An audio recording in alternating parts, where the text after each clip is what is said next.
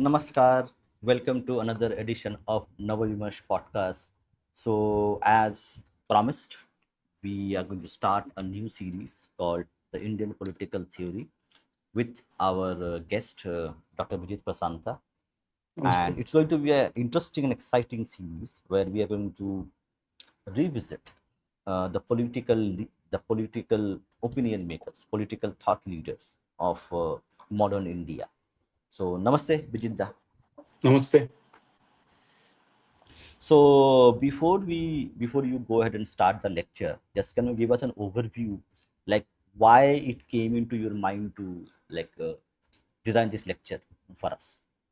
Right. So before we move on to the main lecture, so obviously I will lay out the objective in detail when I'll basically start discussing the main sort of axiom for this lecture, which is that de-Abrahamization is decolonization. But even before moving that, why this title, Indian Political Theory, and also why we are running this lecture series.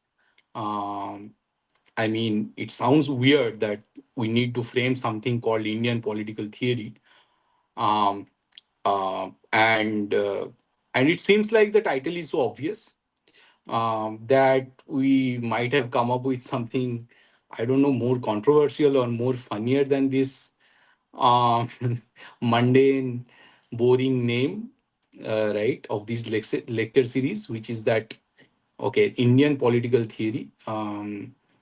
But I mean, we got our idea, Bhupenda and I, we got the idea when we watched a lecture by Yoya, right? Yogendra Salim Yadav. So Yoya went to JNU, which is sort of the bastion of these Abrahamic communist uh, narratives, so to say. And there he basically spoke about the need for a Indian political theory. And when he was basically discussing this whole requirement for Indian political theory, he was spot on actually. That part we have to give him, right? So he was saying ki, I don't know how many of you are from Delhi or how many of you went to Delhi, specifically like South Delhi. But there he's talking about Munirka market. So Munirka market is in South Delhi, and so it is near JNU, right? It is in that. So JNU and IIT Delhi, those are in this area called Hauz Khas. तो हौज खास के बिल्कुल पीछे जो है उधर कुतुब मीनार है. It is basically the Dera Rai Pithora, right, Prithviraj का डेरा जिसे कहते हैं. And it use to be called Lal Qila as well. तो ऑब्वियसली अपना तोमर जो डायनेस्टी था, probably they made this Lal Qila in this Dera Rai Pithora as well as the currently where the Lal Qila is.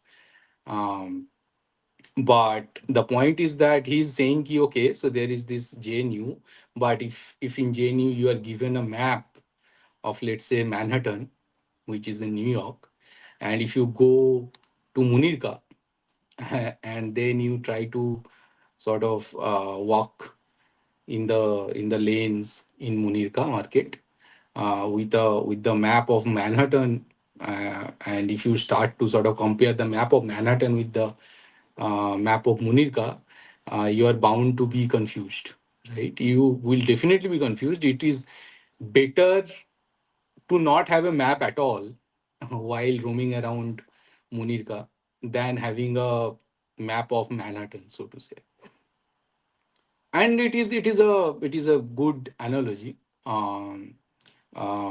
because in the context of Indian political theory, if you see what is going on in Indian academia mainly, in the area of social quote unquote sciences, um, is that ki they this part of academia, the social science in India, these departments, they are actually importing wholesale the all the narratives, all the words and jargons, wholesale from these European sort of and American social science departments, right? Without understanding the historical context or the geographical यू यूया की जय हो, right?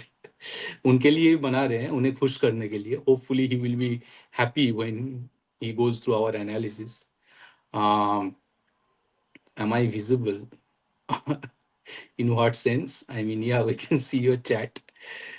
Anyway, तो हम लोग क्या discuss कर रहे थे कि हाँ, basically I mean the Eurocentric जो व्यू है, यूरोसेंट्रिक वर्ल्ड व्यू जो है, the problem is that the Eurocentric view of the world, or the Eurocentric worldview, uh, basically has been exported to the United States. And you know, the white people in United States, they sort of attribute their lineage to this Aristotle, Plato, and then Christianism and all. So they basically try to draw their lineage from there. So obviously they draw their ideological lineage also from Europe. And in Europe, so there was initially this whole pagan, pre-Christian, Gentile Greco-Roman philosophy, which basically came up through the dialectic in this place called the academy. The academy was built by the great Plato. तो academy में जो discussion चलता था, मतलब obviously thesis, antithesis and synthesis kind of, जो जिसे कहते हैं इन हेगेलियन टर्म्स, कि एकेडमी में फॉर में against, so for a narrative, against a narrative, and then when you fuse them, you come up with something called synthesis, right? They used to believe that is probably the real narrative when you put dialectic on a single narrative. So ये जो idea है कि basically academy में जो जिस हिसाब से philosophy या फिर socio political topic, the way the Greco Roman philosophers use to understand these topics, तो वहाँ पे that actually transpired deep into the European society, to the extent ki Christianism even had to sort of you call it appropriate. So they had to appropriate these philosophies in their structure. You know that Christianism is basically, it's a superstitious death cult, right? In the Greco-Roman philosophy, people like Cicero gave a template, and as per that template, Christianism actually falls into the category of superstitio, unlike religio, which is the cosmic order, which also sort of connect the cosmic order to societal and human orders. Okay, but superstitio used to be subversive, used to be deceitful, hideous, and obviously unscientific, right? So Christianism initially, and even now, it is a superstitio, but over time it has appropriated a lot of Greco-Roman ideas, and in spite of that, because ideas such as apostasy used to be punishable by death.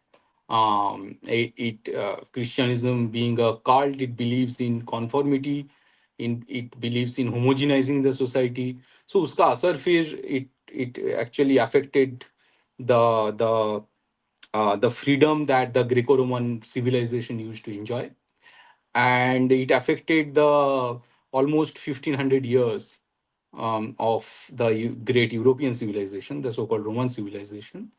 And फिर उनके in their history एक Renaissance आया, right? There was a Renaissance, and then the Europeans, they talk very proudly about it. But then the problem with the Renaissance philosophy is that much of it is actually Christian apologist philosophy. ठीक है?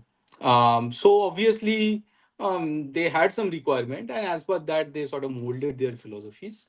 और उस हिसाब से फिर I will discuss it in even more detail with historiocentricity and everything. But the problem is, ये जैसे होता है ना कि एक रेडीमेड बना के खाना परोस देना, राइट? कि विदाउट थिंकिंग कि क्या चल रहा है, because Christianism doesn't have any more depth than any other superstitious death cult like Islam. because they lack the depth of a natural convention and natural traditions. Obviously, the best they could deliver was apologia, right? And apologism, so to say. So obviously there were a large number of anomalies which still exist in Christianism as a ideology, or the civilization that it tried to sort of conceive and it tried to build up. So वहाँ पे, because there are many anomalies, so European civilization itself suffers from those anomalies of Christianism. And then when it is trying to export it to other, let's say, to the US or to Latin America or to India, to, so to say, quote unquote, South Asia, or to China or Japan, basically they are exporting those anomalies. Okay, forget about the, I mean, to that additionally there are this context of geography and history, because the history of Indian civilization, for example, it is drastically different from the history of European civilization and how it evolved over time. It is different than Chinese civilization, how it evolved over time. I mean, for example, Chinese civilization is more correlated to the Indian civilization, the Indic civilization, the Bharatiya civilization, than it is to the European civilization. Similarly, for Japan or any other Asian civilization. Similarly, Latin American civilizations. Those are more close to pagan civilization than these sort of Christian civilizations. So because the history is different, and moreover even the geography is different, right? Even geography matters when you talk about different, let's say, ideologies or different evolution of society, right? In the evolution of society, it matters that the geography matters. So for India, you have the Great Himalaya, right? And Himalaya, for example, has played such a great role in forming the Indic civilization, right? And its values and traditions. And then in India, there are so many other places, so many rivers. You have Vindhya, Satpura, Aravalli, Western Ghat, Eastern Ghat. You have these great rivers like Ganga, Sindhu, Brahmaputra. So everything has played a role. The whole sort of India, because it is a tropical region. It used to be full of, like, plantation. There used to be deep jungles, even in Punjab and all those areas. To the extent that when, for example, I think Taimur Long, right, as late as that episode, late 1400, when Taimur Long is trying to invade India, he's talking ki there are many hurdles. One of them is like it has deep jungles, big rivers, and all these things, right?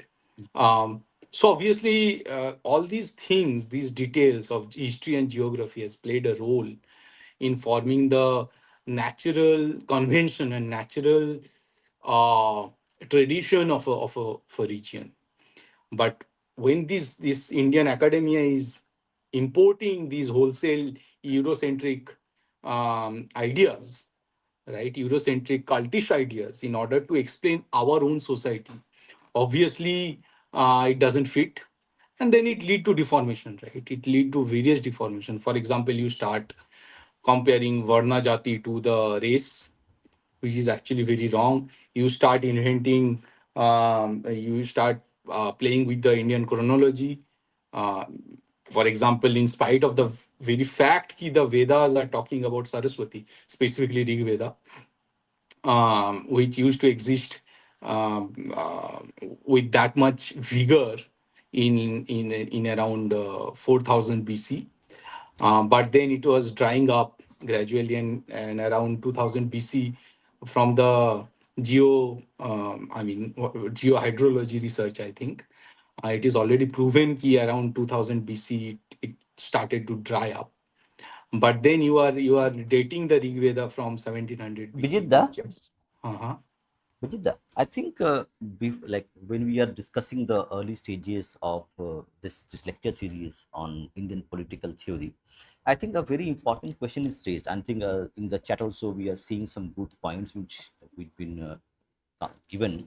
So let's discuss this for a few minutes. Actually, it's a good, very Mhm. important point, which actually uh, gives us a lot of other perspectives. So, Mhm. Hindu Vichadhara Didi is saying, we often complain about de-Abrahamization, but don't you think we should also focus on earning and creating wealth to counter their power, much like China does? Right. Okay, and So, let me actually also give a counter as well. Actually, so let me share this one. So, Nina is saying, uh, uh, replying to Didi, is that right, earning right, money without proper ideology will make us useless. Okay.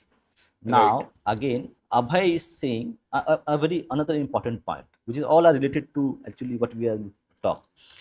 More than money, it's the incentive structure that has ultimate impact. But end of the day, Didi is again saying that incentive without money. So what we are right. understanding is that like, and the last point is from also Vyom, incentive towards larger goal needs resources to achieve. Money tab aata hai. Right, right. So Let's take. when we are discussing Hmm, all this, now again hmm, we are actually putting us hmm, in that Eurocentric view of capitalistic world and all these things. To the hmm, extent we are thinking, ki, maybe these things are coming from capitalism, and you need hmm, this capitalistic structure, which is basically Western structure, in order to become rich. Uh, but the point here is key. I'm not. This is again a narrative. The very word capitalism and the ideas around it. These are narratives, right? I'm not against wealth. I mean, it was not like India was not wealthy when we were not under British occupation. In fact, the reality is opposite, right? It was because India was wealthy, and India was so dynamic, and India was so vigorous in trading, in discovery, invention, in sort of philosophy and all such areas, alchemy, all these areas, right? Those were invented when India was basically a native Hindu sort of Rajya, basically, right? It was before the, it is precisely because of the fact that India was so much prosperous, and we are going to discuss it in detail in a few minutes. Ki this matlab, now the very fact you are asking this question, it implies something deeply sort of subverted within our own mind, which is because of the fact that Abrahamic historiocentricity has damaged the natural Indocentricity. There are a lot of things, if you sort of try to dig down deeply, and Hindu Vichardhara Didi also knows more than me, कि a lot of things are actually naturally Indocentric. A lot of conventions, invention of calendars, for example, alchemy, for example, then obviously medicines, mathematics, science. Those are actually naturally Indocentric. Okay, mathematics, for example. But and we did that because we uh, required to invent those kind of technologies. yeah, Bijit, that to actually reinforce your point, to just summarize it for the audience. So let's say 2000 years ago, correct? There was no word called capitalism, but we were naturally, by way of nature, by way of our existence, were a capitalist, and we were the most wealthiest region on this earth at that time, By far, yes. by far, correct? So what you are saying is very, very fine point which needs to be understood, is that historiocentricity. Okay, by importing the narrative of isms, capitalism, socialisms, Islamism, Christianisms, correct, we are falling into the trap of ism based philosophy or ism based thinking thought process rather than the natural way. We did not had to go and learn Marxism, capitalism, and any other isms to actually become as a world's biggest economy, world's biggest GDP, trading with countries, earning wealth, building structures, building institutions. We did not have to do and learn all these isms. It was a natural way of expressing our who we are as society, as human beings. So this subversion, in a way, in terms of actually putting in our minds the concept that this is capitalism, this is socialism. No, we have to move away from historiocentricity and become natural human beings. What Right. we need to do, and this natural philosophy is Hinduism or Sanatan Dharma. Go ahead, sir. Right. And any native tradition, I mean, philosophy of any native tradition which is specific to that geography and that history. I mean, right? So it's like saying ki rose didn't exist until you invent the word rose. It is like that. And in the similar way, people used to say, "Are Hinduism did not even exist, whatever 500 or 1,000 years ago because you did not have the name Hindu in your text." Are bhai, we had a huge library of things. The very fact कि मतलब अच्छा, so as per you, Hinduism started to exist only after some guy from whatever Iran or some place started to name us these are Hindus, right? As if कि मतलब Shakespeare रोज लिखने से पहले रोज exist नहीं करता था.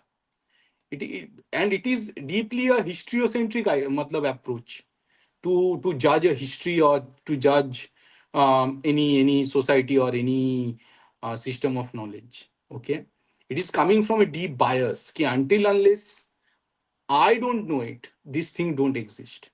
Until unless Jesus doesn't know it, this doesn't exist. Until unless Bible doesn't speak about it, it is a mythology, right? This deeply rooted sort of bias within us, we have to get rid of it. We need to understand that there are natural, and we'll discuss it later in big detail, that there are natural conventions, natural traditions which don't care about our historical interpretations or our narratives or our system of knowledge. They exist by themselves. Okay, and they are natural, and that is the biggest part we need to understand. Okay, nature doesn't need us to sort of act in natural ways. Okay, and it doesn't require our interpretation of nature. So for example, in physics, right, when you in physics people used to say are so let's say there is a specific topic of research. It can be anything, it can be, let's say, superfluidity. Okay. So in superfluidity, when it was being discussed, there were thousand, hundred to thousand papers discussing the same phenomena and trying to interpret it.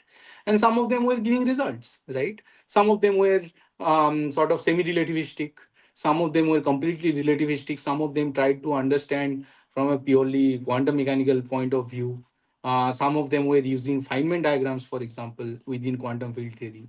But then this guy Feynman himself, he did not use Feynman diagram to explain superfluidity. Okay. So because he knew ki Feynman diagrams are actually perturbative calculations, which mean ki it's a Taylor series wise calculations. And Feynman didn't care about it. Feynman said ki Are, this is a very easy phenomena which I can describe exactly as it is. So I don't need any approximated result. I can find exact results. And it was explaining this thing in a better way. But then to say ki bhai, until unless you don't know superfluidity or until unless it was discovered in the lab, this thing did not used to exist, that's a stretch of human imagination. Okay. So yeah, so India used to be Hindu, and it did not require the word Hindu to be Hindu. Okay, so to say. Right. So we were discussing ki yes, all these ism, right? All these ideas, historiocentric ideas, that were discovered or whatever, framed or formulated or fabricated in Europe and then exported to all other countries. Academia, in India or any other places, they were very quick in sort of gobbling up these ideas, right? These narratives, and then started to sort of do whatever, be prolific in producing papers and creating and crafting and manufacturing narratives. Okay, but that's the problem here is obviously those were deranged, deformed narratives, and those were because they were Eurocentric narrative, and Eurocentric narratives are mostly Christian apologetic narratives. And secondly, the Eurocentric narratives are not that much relevant in Indic context. Okay, we have a different origin of our philosophy. We have a different origin of our society. Much of it is natural, and they are not historiocentric, so to say. And so we don't need European interpretation of our own history in order to become in order to create our own system of knowledge.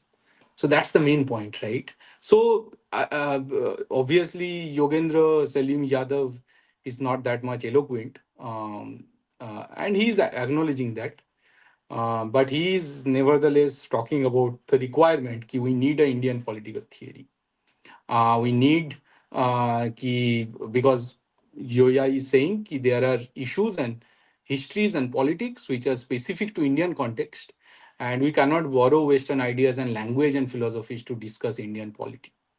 Okay, so that's the main point of Yadav, Yogendra Salim Yadav. And now we are going to move on from there because this guy Yogendra Yadav, they are again, even when he is discussing we need to make an Indian political theory, what it actually means is like, okay, we are going to, I mean, because of his political ideas, right? If you see, his political ideas are even motivated by Eurocentric sort of narrative and Eurocentric worldview of India. So when he's trying to say we need Indian political theory, he's saying, yeah, he's basically implying कि you take these Indian kitabs, Indian books, Indian dharmic kitabs, Indian kitabs in local languages, जिसको English में इतना मौका नहीं मिलता. He's literally implying that कि you guys are in academia, you guys are writing in English, but there are this huge amount of library in local languages. So what you should do, you should convert them to English and then try to misinterpret them through the European classes. Old trauma, yeah, Taylor series. याद नहीं करना है. No, Taylor series gets a little complicated when you deal with complex numbers, but other than that, I think it is fine. No. Anyway, तो हाँ, तो क्या discuss कर रहे थे कि बेसिकली ही इज सेइंग कि वो जो लोकल लैंग्वेज की किताब है वो तो लोग वो बुक पढ़ रहे हैं ना, तुम्हारी इंग्लिश किताब पढ़ नहीं रहे हैं. So import those books in English and then watch them. Okay, kill those books. So he's basically implying कि create Indian political theory referencing to those books in local languages and kill these books, kill the spirit of these books, and make them whatever caste centric, make them Eurocentric, make them ratio centric. And this is needed because we need to destroy Indian society because Hindus are getting united based on their Hindutva, which exists prevalently in local language, and it is actually impacting the politics of these extreme radical right-wing organizations like right now Congress, Yogendra Yadav, whatever, I think his Swarajya Party or Aam Aadmi Party or any other local sort of regional parties that survive based on these fractional divisive ideas that Tamils are different than the Aryas, Bengalis are superior than people living by the Ganges in UP and Bihar.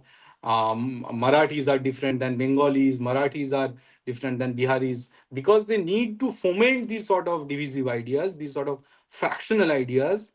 They need the stout and staunch support from these academic people, and that is the motivation that Yogendra Yadav is actually addressing in his speech.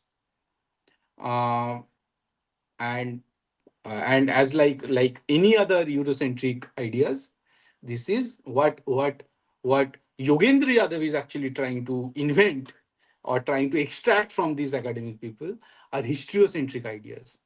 कि you know उस book में जाके ढूंढो कहाँ पे एक race के बारे में या इसके बारे में लिखा गया है, या फिर अगर लिखा भी नहीं गया है उसको मिस ट्रांसलेट करो.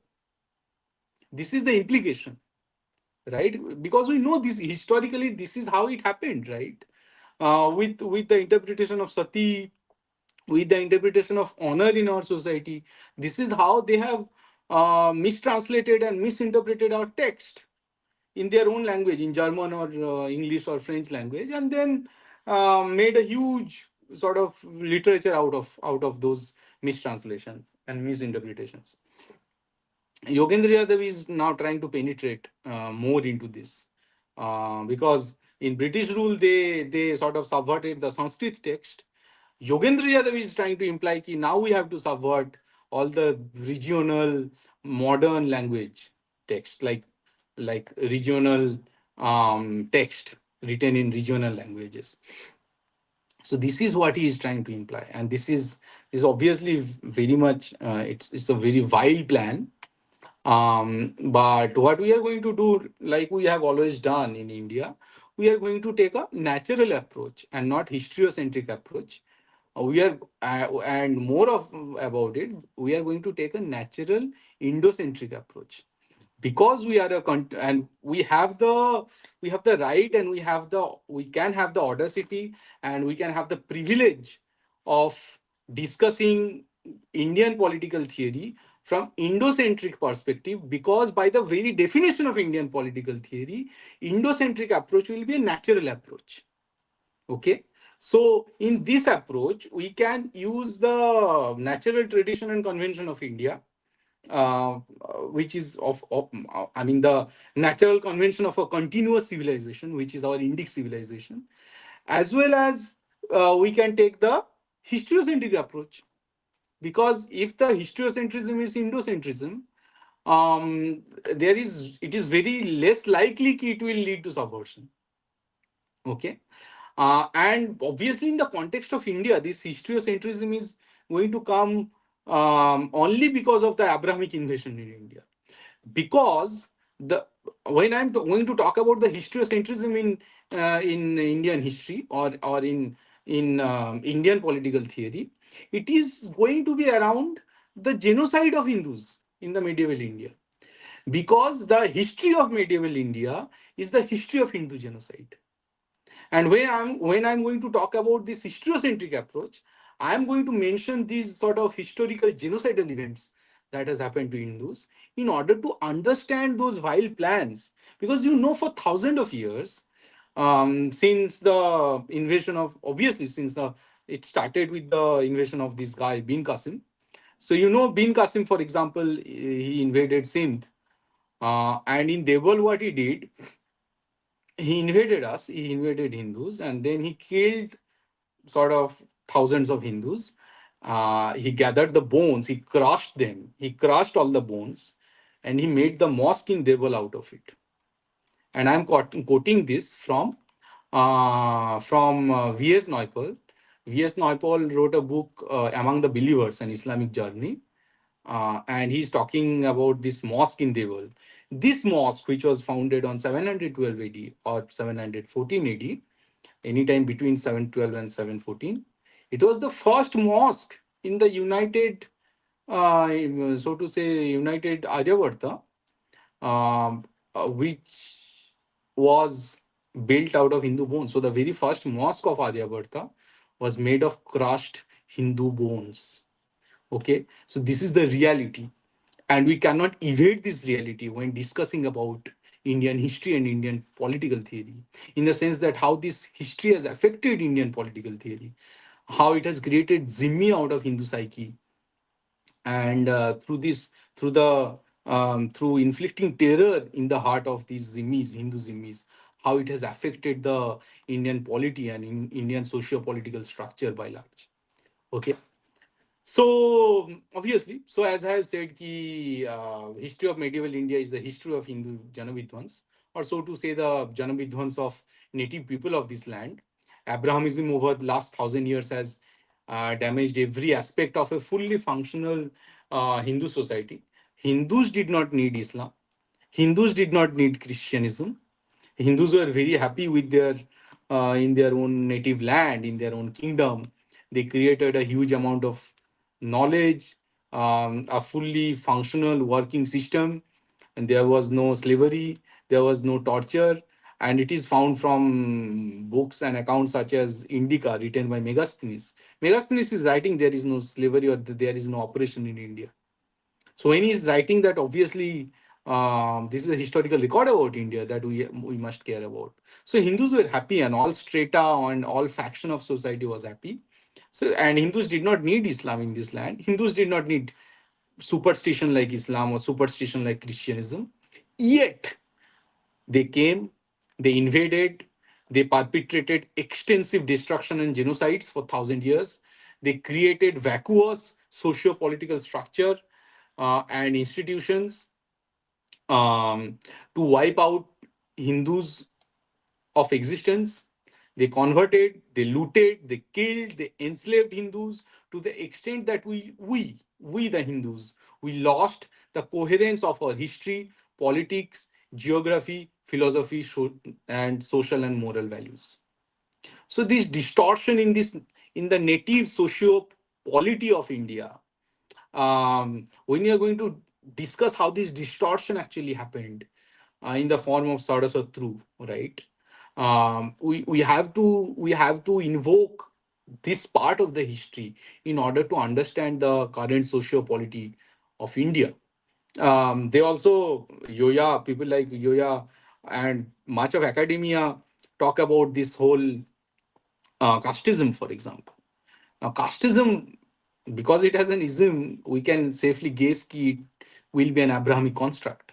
And we're going to prove that. Okay, we are going to prove how this is a binary structure which got ossified and solidified through laws invented by the British and by the Ashrafs, and like ism, cultish ideologies like Christianity or Islam, they had even more like rigorous caste structure than India, and they actually sort of infused Indian society with their own structure, with their own idea of caste. Caste itself is not a even an Indian word, and in the very process of fabricating casteism, they damage the social dynamism of India. Okay, the very dynamism that does not care ki who is at the center, because Indian land, it is a very fertile um, land, and Indian society itself is a very sort of interactive, dynamic society, and to the extent that Indian villages or Indian town, they have the capacity to be independent. They can run independently. They don't need any top-down sort of structure, such as central power sitting at Delhi, but it was imposed upon us. Uh, so this is the distortion that has happened over time, and that distortion was imposed by these Abrahamic powers such as Islam or Christianism, and they invaded.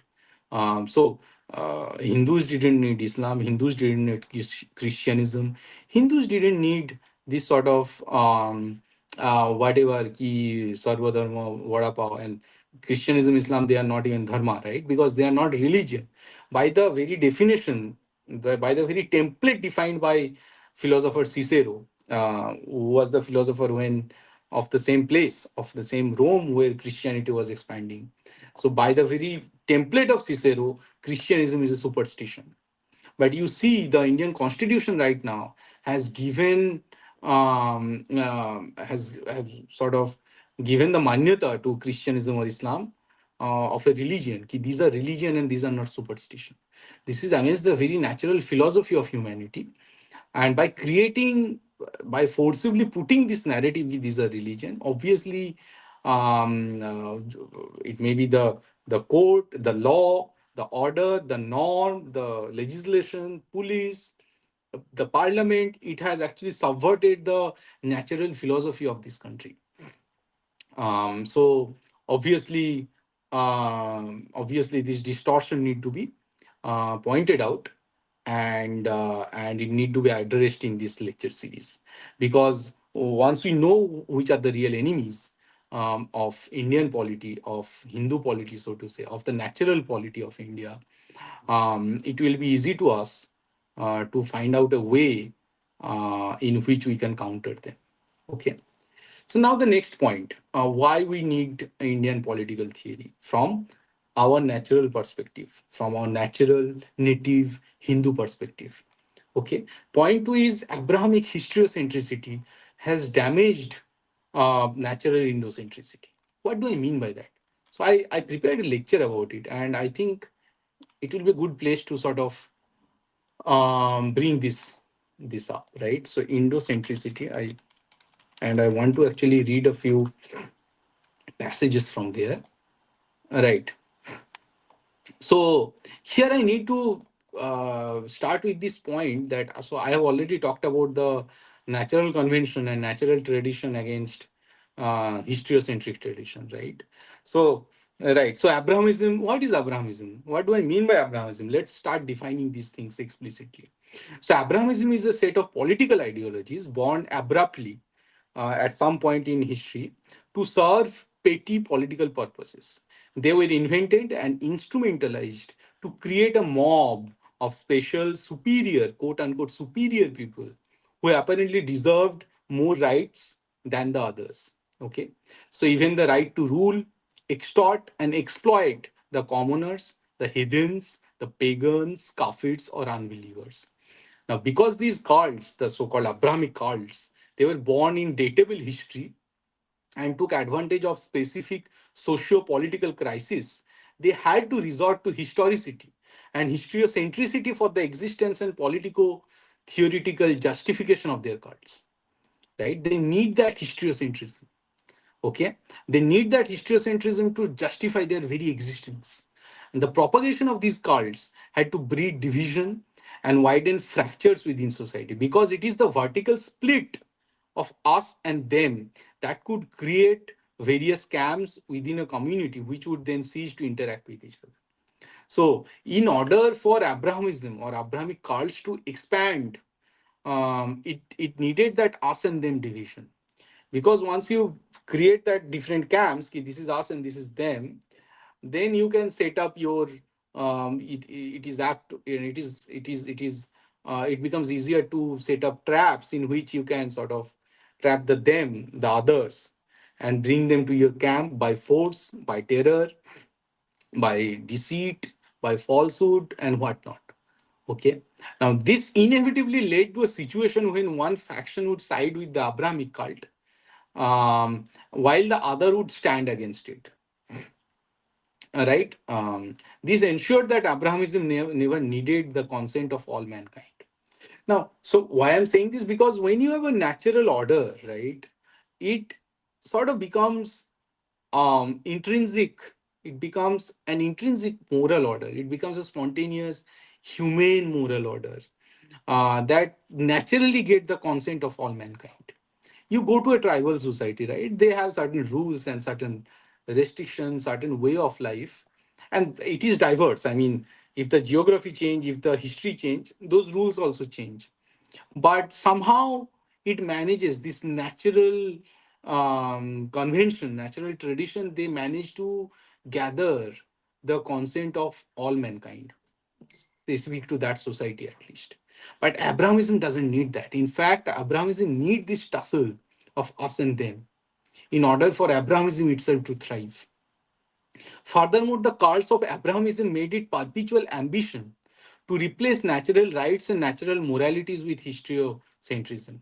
Whenever any opportunity arose through scientific, geographical, historical, or archaeological finding that could affirm the existence of natural right, natural reason, or natural conditions leading to the evolution of morals, the Abrahamic cults acted hand in glove to suppress those facts and findings with ardent vigor, right? So Abrahamism, whenever there is a proof ki, okay, this is actually undateable history, this is part of the historical and civilizational continuum of a living, thriving, dynamic society, It has always been the central mission of Abrahamism to destroy those continuum, because Abrahamic ideas themselves don't have the historical continuum.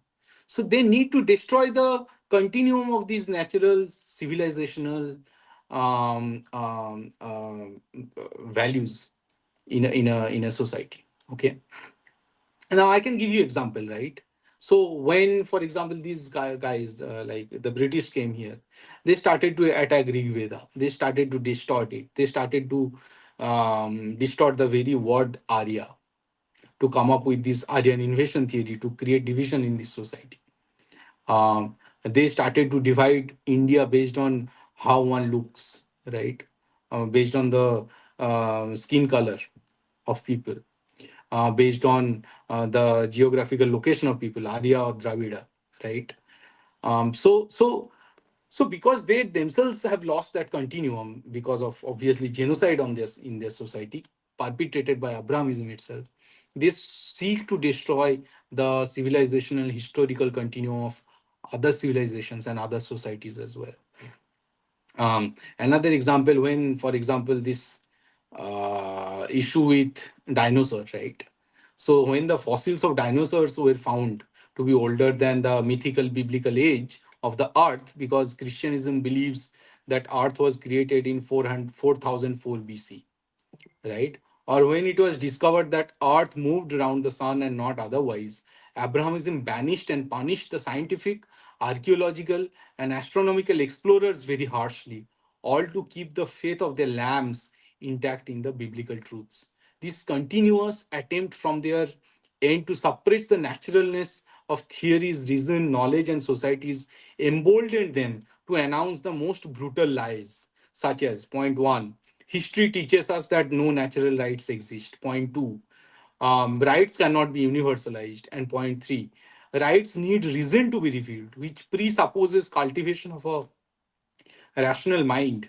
Therefore, quote unquote, savages, uncivilized heathens, pagans, and kafirs can never know them, right? So they are saying ki, okay, you need a certain amount of reason to within you to sort of so that the rights, the natural right can sort of reveal within your own mind and within your own soul. So you need a rational mind, and who will bring that rationality? It is the Abrahamism that will give you that rationality. You need to taste the chaska of Abrahamism in order to grow a rational mind, to understand the history and the civilizational values and rights and laws and orders of different civilizations and of the globe, right, of the earth. So it is them who are going to bring rationality in your mind. So in order to be rational, you have to resort to their framework. It is something that you have to learn from their external scriptures. It cannot, you cannot, it cannot cultivate within you in a very spontaneous way. So in this way, they are basically what they are doing. They are actually denouncing and renouncing the natural spontaneous morality within a man. Okay. And obviously, the reasons behind peddling these two lies are obvious. One is that key for the sustenance of Abrahamism, it need to impose its motivated ideas of rights, truth, and justice upon humanity, right? And then the realization of the variety of notions of right is the very incentive for the quest of natural right. But this so basically it is motivated, right? They are saying that there is no natural right, there is no spontaneous morality, there is no civilizational continuum, and obviously human history is disruptive and all these things. They are saying so that they can implant their own motivated ideas, their external sort of fabricated ideas of history and geography and civilization onto you. Okay. So before that, they need to destroy your own rationality, your own sense of morality, and your own civilizational values. And because Abrahamism is engaged in such distortion, we have to always take the Eurocentric or Abrahamic ideas with a, so to say, pinch of salt, right? तो तो ये तो point है basically कि It basically, what Abrahamism does, it destroys the natural morality and natural convention, natural understanding with you. So it is the genocide of natural convention that is perpetrated by Abrahamism in your mind. Okay. So then the next point is ki obviously once the this genocide of natural convention creates this, I mean, when you do that, when Abrahamism does this, so in order to achieve that, what they did, what they actually burned libraries. They actually said ki okay, inquiry or invention. So bidat in Islam is haram. Bidat is what? Bidat is inquiry or innovation in Islam is haram. Similarly, in Christianism also, apostasy is haram, right? They did. There are so many inquisitions, such as Goa Inquisition episode, to sort of curb or destroy, genocide the natural inquiry within a man. And even I think at the age of Justinian, the Emperor Justinian in Eastern Roman Empire, apostasy was punishable by death.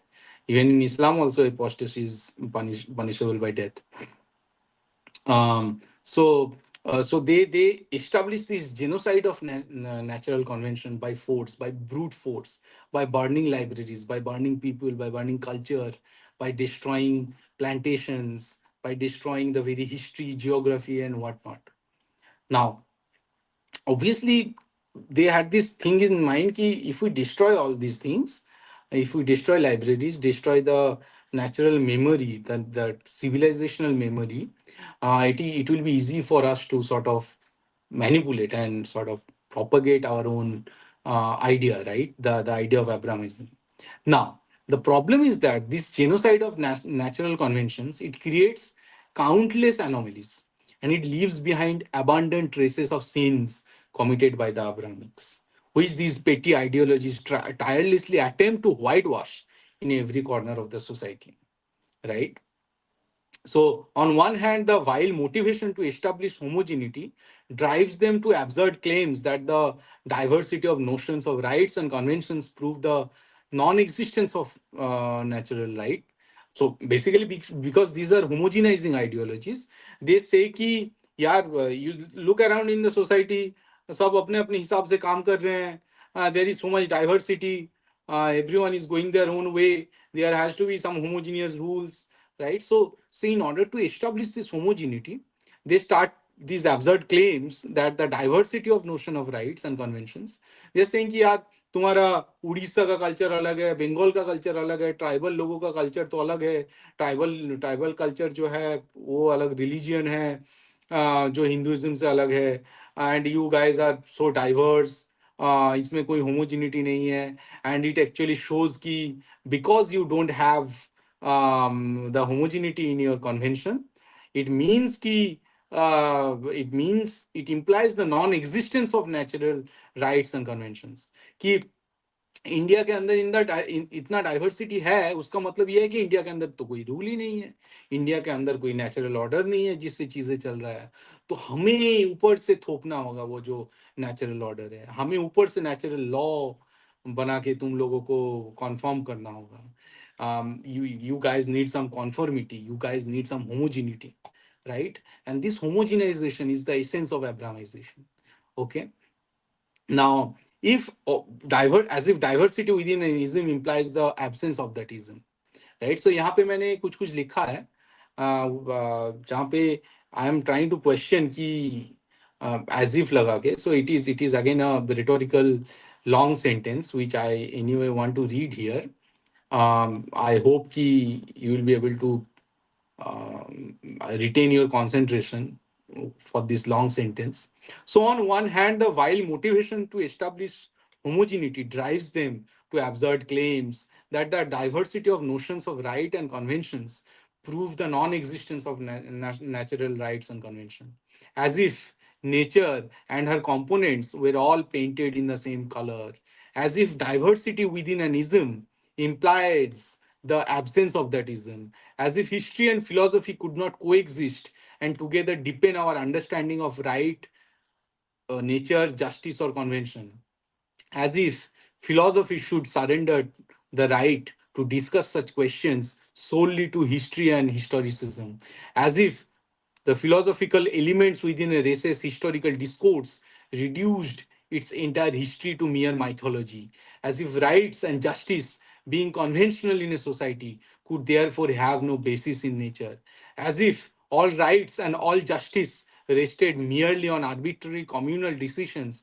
and thus stood opposed to nature, as if rights and justice were mere social contracts incapable of producing or promoting truth, as if no human construct could possess the dignity of a natural norm simply because the Abrahamic constructs lack such dignity, as if nature and human history were two separate, unmergeable realms only because the subversive cults of Abrahamism cannot merge with nature's beautiful, assimilative organicness.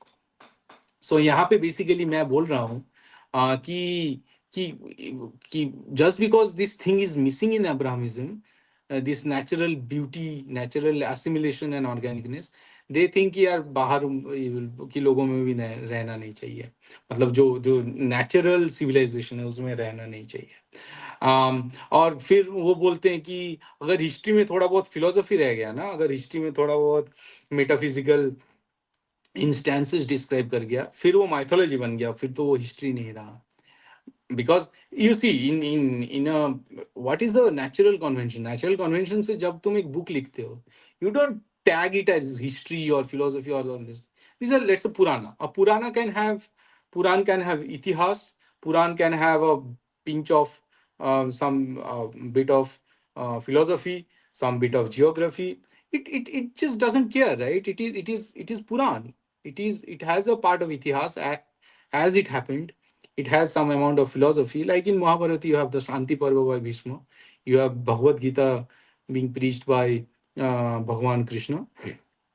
So it has a bit of everything. But then Abrahamism, this is not acceptable. Because to them, यार इसमें तो कृष्ण अर्जुन को कुछ बोल रहे हैं, preach कर रहे हैं, तो ये कैसे हिस्ट्री हो सकता है? अरे we don't care about whether you call it history or whatever. This is Puran as per our definition, and we are going to treat it that way. We are not going to care whether you are saying कि अरे a history book should be explicitly history book. This is reductionism of Abrahamism, right? कि हम लोग मानेंगे ही नहीं अगर हम लोगों के डेफिनेशन के हिसाब से ये हिस्ट्री बुक नहीं हुआ. And we don't care about your definition, right? तो ये एक पॉइंट है. दूसरा पॉइंट ये है कि हाँ, कि philosophy, as if philosophy should surrender the right to discuss such question only to history and historicism. कि फिलोसफी का अपने आप में कोई औकात नहीं होना चाहिए. फिलोसफी नेचुरल नहीं होना चाहिए. फिलोसफी में कंटिन्यूम होगा, उसका एक नेचुरल इवोल्यूशन होगा, वो चेंज होता रहेगा, ऐसा होना ही नहीं चाहिए. फिलोसफी और philosopher they should surrender to historicism. जैसे अब्राहमिज्म में, क्रिश्चियनिज्म या इस्लाम में होता है कि we have a fixed book. ये बुक जो है ये एब्सोल्युटली मोरल है, और इसके बाहर जो है वो सब जानेंगे ही नहीं. ठीक है. सो दिस इज कॉल्ड शब्द प्रमाण इन प्रमाण शास्त्र. दिस इज शब्द प्रमाण की टेस्टिमोनी, कि क्योंकि हमारा जो रसूलुल्लाह है वो ये कह के गया है, या फिर जीसस जो है उसके थ्रू भगवान ने, गॉड ने ये कह दिया है, भगवान तो नहीं है, तो यही यही only, this is the only testimony of morality. इसके बाहर और कोई टेस्टिमोनी हो नहीं सकता. सो दिस, इसको एटाविज्म कहते हैं. ये जो एटाविस्टिक एटीट्यूड है towards towards philosophy, it actually ossifies and it stagnates the development of a nation itself. और फिर उससे जो निकलता भी है, उससे अगर मान लो रेनेसा पीरियड में क्रिश्चियन एपोलॉजिस्ट फिलोसोफर्स निकले, जिसके बारे में थोड़ी देर में बात करेंगे.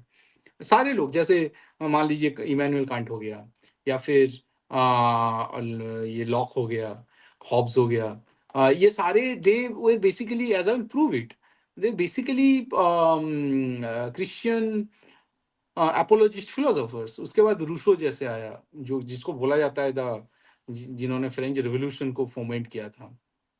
रूसो वाज सेइंग कि भाई scientific society is not ideal society, क्योंकि उसमें उससे उसमें कॉन्फॉर्मिटी नहीं आता है. Because scientific society is a critical society. It मतलब it does it can not have conformism. So that's why it is a bad society. ठीक है. So what he is saying कि भाई जो नेचुरल सोसाइटी है, that is a bad society, क्योंकि वहाँ पे डाइवर्सिटी है, वहाँ पे अलग अलग ओपिनियन है. This is रूशो. रूशो मतलब जो जिसको यहाँ पे लोग भगवान मानते हैं. I think Rousseau was also the inspiration for Jawaharlal Nehru and Gandhi. Okay, Karamchand Gandhi, Mohandas Karamchand Gandhi as well. So basically यहाँ पे चल क्या रहा है? The Abrahamism is basically importing this historicism in philosophy. वो लोग कह रहे हैं कि जो हिस्ट्री है उसको हिस्ट्री के हिसाब से मानेंगे, वहां से फिलोसफी नहीं निकालेंगे. बट वो लोग फिलोसफी में हिस्टोरिसिज्म घुसा रहे हैं. So, ये जो डिस्टॉर्शन कर रहा है, ये डिस्टॉर्शन कौन कर रहा है? ये अब्राहमोसेंट्रिक अप्रोच कर रहा है. Abrahamism through their historiocentric approach, they are creating this sort of distortion. They are distorting the very uh, the beauty and the assimilation and organicness of natural morality and natural conventions, right? So obviously when Abrahamism began facing questions, अच्छा, फिर ये जो reductionism है कि history history की जगह रहेगा, philosophy philosophy की जगह रहेगा, और क्योंकि पुराण में बहुत हिस्ट्री फिलोसफी थोड़ा बहुत मेटा साइंस है, metaphysics, you can call it metaphysical inquiries, right, of mind and what not. तो फिर वो इतिहास नहीं हो सकता, वो इतिहास का दर्जा नहीं मिलेगा महाभारत को. um, तो उसके बाद जो इनका जो जन विध्वंस होता है, जेनोसाइड होता है, उसको छुपाने के लिए they create different institutions like churches, right. So church का एक बड़ा काम रहा है for 1000 years after 300 AD or so, after Constantine the Great, to destroy the classical pagan literature, Greco-Roman literature, and or to appropriate it. ठीक है, so appropriate it without giving the proper reference and acknowledgement to classical literature. जो लोग फिर जो classical literature था उसको तबाह करके they created this sort of Abrahamic Christian literature. और फिर ऑब्वियसली उस टाइम पे जितने भी जेनोसाइड किए हैं उसको वाइट वॉश करने के लिए अलग लिटरेचर का एक लेगेसी इन्होंने खड़ा किया है. So these churches what they do, they white wash the crime of क्रिश्चियनिज्म एंड अब्राहमिज्म बाय लार्ज. उसमें सारे मिल जाते हैं, मार्क्सिस्ट मार्क्सिस्ट भी मिल जाता है, अशराफ, इस्लामिस्ट, क्रिश्चियनिस्ट, ये सारे मिलके they try to white wash the crime that they have done to humanity. ठीक है, बट फिर भी एनोमलीज रह जाता है. So when Abrahamism began facing questions and doubts from intellectual of every stratum, it launched a global scam to segregate knowledge in the name of creating specialists in various subjects. Science, philosophy, history, convention, tradition, arts, polity were split apart until they ceased to communicate and develop in isolation within compartments predefined by Abrahamism. Historicism, which emerged in the 19th century, served only to protect the lies and myths constructed by the church. I mean, obviously, it is following the historiocentrism around a mythical figure named Jesus since its inception, the inception of Christianism. And there is absolutely zero contemporary historical record of Jesus from his own time. But it doesn't matter, right? They are creating a false history, and they think through brute force they they will erase all the anomalies of natural history, but they fail, right? That's why they reduce कि divide and कॉन्क्वेट जैसे है वो subject में भी किया, कि जितने भी नेचुरल सब्जेक्ट है उसको तोड़ दिया, science, philosophy, history, convention, tradition, arts, polity, so that they get reduced to different branches and stop talking to each other. ठीक है, तो ये सारे ब्रांचेस क्रिएट करके एक एक करके मारेंगे सबको. So this is what Charge has done over time. So anyway, so while the natural conventions of the tribals, Kafirs, heathens, pagans, and proletariats were hidden, whitewashed, and weaponized against their own societies. तो white wash करने के बाद क्या किया? Aryan इन्वेशन theory खड़ा किया कि यहाँ पे इंडिया में किसका राज चलेगा, जो आर्य थे वो बाहर से आए थे, यहाँ पे तो कोई नेचुरल सिविलाइजेशन कभी बना ही नहीं है, कहीं से कोई नोमैड आके यहाँ पे बसाया है, चीज़ों को संस्कृत बनाया है, लिटरेचर लिखा है. तो बाहर से जो नोमैड आया, they were not romantic about the place that they came from.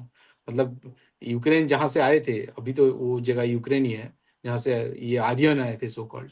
Ukraine के बारे में तो कोई उल्लेख नहीं है ऋग्वेद में, बट फिर भी वो लोग वहीं से आए थे.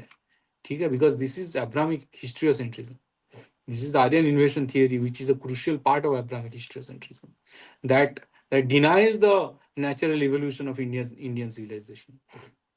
So the native communities began to experience internal friction merely to defend the falsehoods propagated by the church and the apologetic knowledge spread by the missionary assisted institutions.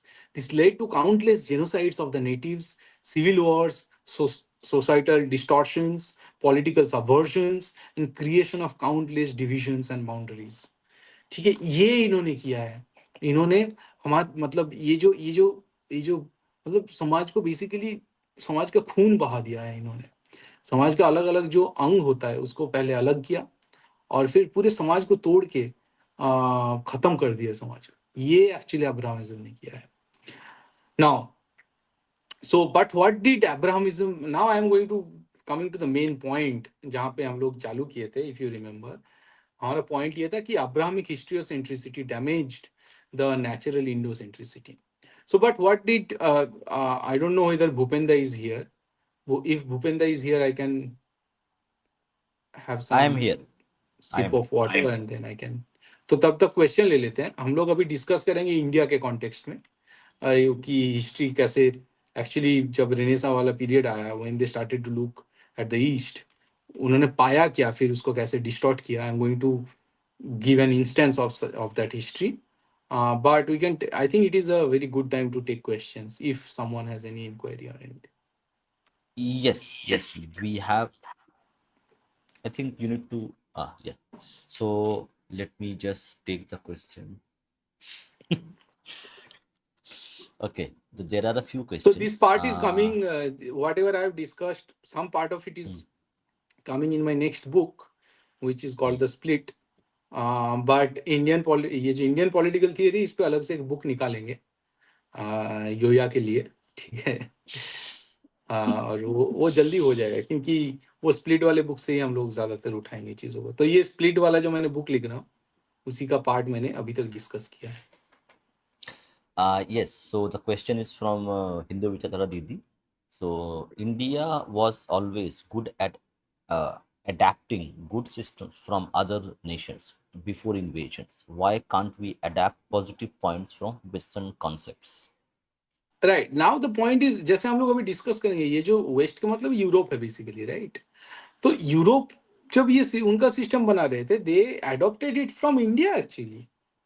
So this thing was happening simultaneously, just like it happened in the I don't know, Hindu Vichardhara, if you have gone through our lecture on Christianism. So हम लोग को दिखा रहे थे कि जब वो pagan जो ग्रेको रोमन लिटरेचर था उसको जब वो लोग डिस्ट्रॉय कर रहे थे, simultaneously they were appropriating the literature, the Greco Roman literature, to create their own Christian literature. तो एक जगह तो वो पेगन लिटरेचर को वो खत्म कर रहे थे, जला रहे थे, ये कर रहे थे, और एक तरफ क्रिश्चियन लिटरेचर में उस वही आइडिया लाके उसको कोट अनकोट क्रिश्चियनाइज कर रहे थे, कैनोनाइज कर रहे थे, व्हाटएवर, राइट. तो वो इंडिया के साथ भी हुआ. दे वर कॉपीइंग इंडियन सिस्टम. जैसे मैं अभी एक्सप्लेन करूंगा, आई am not saying it out of the blue. और जब इंडियननेस वहां पे अडॉप्ट कर रहे थे, वो आइडियाज वहां पे कॉपी कर रहे थे, simultaneously they were destroying our own system. Because Macaulay brought that whatever minutes of Indian education, जहाँ पे उन्होंने लिखा कि इंडिया के में कुछ है ही नहीं तो सारे कुछ डिस्ट्रॉय कर देंगे, ब्ला ब्ला, राइट.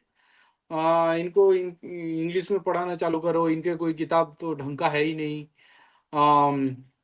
तो एंड हिस्ट्री एक्चुअली इसका ऑपोजिट है. उस टाइम पे इंडिया में इतना सारा पाठशाला चल रहा था लोकल लेवल पे. इनफैक्ट जैसे सूर्य सिद्धांत आर्यभट्टिया है, they discovered it from a local school in Maharashtra.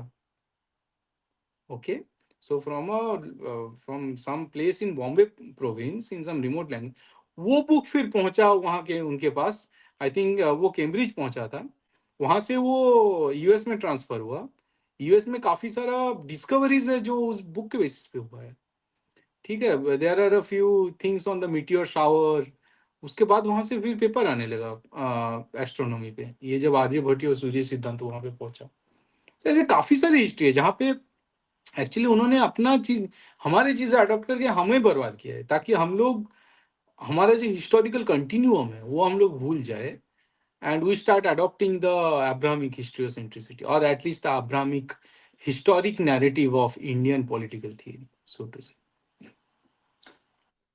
Yes, so Bijit, we also have a guest, Neener has joined us. Okay, Namaste. before, yeah, Namaste, so before Vedita. actually, yeah, before I let me I'll also add a bit to the answer that Bijit gave. What Didi is asking is that, like, whether we were interacting, correct? The ancient Bharatiyas were interacting with the Greeks, Romans, Egypt, okay, and even Southeast Asian nations. Right. So we had exported a lot of our knowledge, culture, uh, our arts to those regions. Okay, and the Greeks, Romans, Egyptians, they had their correct. They also developed their own uh, natural morality based technology, arts. All those things were there. So what Didi is saying is that whether currently can we adopt some good things which is coming from the West. Okay, so the answer to Didi's question is yes. And now why yes is important, correct? So we like to, like we all have, a lot of us become Abrahamic in nature, but we think good and evil, black and white. So in that context, we need to understand that the Indian civilization, so the Indian civilization that we see, it it had actually what we'd say, it was already interacting with people, okay, with people of other cultures, faiths, traditions, and we were actually like exchanging information and building our updating our own things. So that was happening before invasions. Now currently we should not, as a civilization, reject any political thought, philosophical thought, scientific thought, just because it is coming from a Eurocentric point of view. We need to actually first like read, understand our perspective, and whatever is there, we need to adopt it. Why we need to adopt it? Because for almost 1,000 years, more or less 1,000 years, Bharatiya civilization culture has stopped innovating post, let's say, post Shankaracharya, okay, and also let's say post Shivaji Maharaj. So two doyens, two very important figures in our civilization. Shankaracharya, who created a lot of spiritual and also philosophical concepts, and Shivaji Maharaj, who had contributed politically, militarily into the civilizational milieu, the heritage that Bharat had. So apart from these two, we have not innovated enough. So we have become a kind of a stagnant in terms of our approach to knowledge, traditions, arts, culture, and everything else. So yes, we don't have to reject everything which is coming from the Western perspective, the Eurocentric perspective, but we need to adopt and adapt it as per our natural morality, rather than importing wholesale. The point of concern would be correct. What we have called libertarian worldview, that unabashed, naked capitalism, that is something we should not adopt wholesale. We need to learn, we need to incorporate the principles of capitalism, but they have to go to the filter of dharmic perspective, so that they do not destroy our identity, our culture, our traditions. Yes, Vijitda, and to other people. No, totally agree with that. And obviously, matlab, until unless you start to appreciate your own moral system, your own knowledge system, how can you sort of, matlab, this is impossible, right? कि अभी तो काफी time ऐसे ये भी सुना जाता है कि यार काफी इंडियन हमारे पीयर से ये सुनने को मिलता है कि यार मतलब ठीक है, एक लोकल लैंग्वेज तो हमें पता ही नहीं है, तो लोकल लैंग्वेज में जो भी किताब लिखा गया है या फिर संस्कृत में जो किताब लिखा गया है उसको पढ़े कैसे? संस्कृत तो छोड़ ही दो आप, संस्कृत तो थोड़ा और डिफिकल्ट हो गया, बट लोकल लैंग्वेज की किताब भी वो पढ़ना नहीं था। एंड द फैक्ट इज कि इंग्लिश लैंग्वेज में जो किताब लिखा जाता है, most of them are very subversive और very distorted, so to say, okay. क्योंकि हमारे सिस्टम तो बहुत दिनों तक रहा नहीं इस डोमेन पे। So all the people who are creating knowledge system in English within India, mostly, at least in academia, they were mostly Eurocentric. तो उस हिसाब से फिर हमने अपने हिसाब से नॉलेज सिस्टम ही नहीं क्रिएट किया। इवन मैं जैसे बोलता हूँ कि डिफेंस या फिर जितने भी इधर जो प्रोजेक्ट प्रपोजल होता है, जो मान लीजिए मिनिस्ट्री तक जाता है, सेंट्रल मिनिस्ट्री तक, वो सारे they look at the key what is going on in the US, वहां पे डीओई पे क्या क्या प्रपोजल गया है, उस हिसाब से यहाँ पे फिर प्रपोजल बनता है। अरे यू सी ना कि इंडिया का स्पेसिफिक रिक्वायरमेंट क्या है। इंडिया का जैसे फॉर एग्जांपल, मतलब आप देखो यूएस का जिस हिसाब से उनका जियोग्राफी है, they don't need to deal with like mountain like Himalaya on their border. India पे you have things like Himalaya, which mean कि इंडिया में अगर कोई ड्रोन सिस्टम आपको डिप्लॉय करना होगा, it has to be in the background of such curvy mountainous terrain. Now uh, उसको अब जब जब फीड करने लगोगे कि उस तरह का background, you need something some non trivial sort of calculations, you know, जो जो यूएस आपको करके देगा नहीं। सो वो नॉलेज सिस्टम यहाँ से क्रिएट करना होगा कि how to run a drone in such curvy terrain, mountainous non Euclidean terrain. तो ये जब आप नहीं करते हो ना, तो फिर ऑब्वियसली चीज़ों में डिस्टॉर्शन आता है। आप इनोवेट नहीं कर सकते हो। Necessity is the mother of invention. You if you don't feel that necessity कि हमारे समाज को क्या चाहिए, तो ऑब्वियसली आप नॉलेज सिस्टम क्रिएट नहीं कर पाओगे, आप चीज़ों को कॉपी करते रह जाओगे। Yeah, so we have Niner and we also have Dharma Sansthapak. So Niner, first to you. You had a trouble with last time, so go ahead. Yes, namaste to both of you and to all the viewers as well. So, on the topic of indigenization, of how we should look at the world, how we should adopt technologies from on and so on, I have I have some points on that. So, first thing is that we must use our own lens always to analyze their thing. What happens nowadays? People are prioritizing Shatrubodh over Swayambodh. But Swayambodh is actually important because otherwise you'll be analyzing the Shatru from the Shatru's standards. And that Right, you're in that itself, you're admitting that their standard is the universal standard. That is the fault we should not do. So, right. coming to the question of, for example, admitting a form of capitalism under dharma, what should we do? So, as per what our religion says, we know about the four purusharthas, dharma, artha, kama, moksha. So there is kama, which is desire, and desire of objects, desire of anything in general. And artha is defined as the object which satisfies that desire. So when we speak of capitalism, we are thinking of basically enriching us ourselves with the objects that satisfy our you can say our animalistic desires or materialistic desires in general. So yes, from a like you can say to an extent this is actually a good goal to achieve pursue, but beyond an extent, if you only make the end as capitalism itself, then it has no value because then you become a materialistic creature entirely. What happens above this? We have to basically search for this, or what was I saying earlier? So that Yeah, artha yeah, which you. satisfies our karma, Artha, we have to seek it in a manner which is sanctioned by dharma, and that dharma which is defined by whatever our elders tell us, whatever our shastras tell us, and so on. Is sometimes even common logic can be used, and so on. So yeah, this is how I think we should adopt capitalism into our framework and even other ideas. And another thing, in the 1800s, what happened in India was we adopted their system wholesale.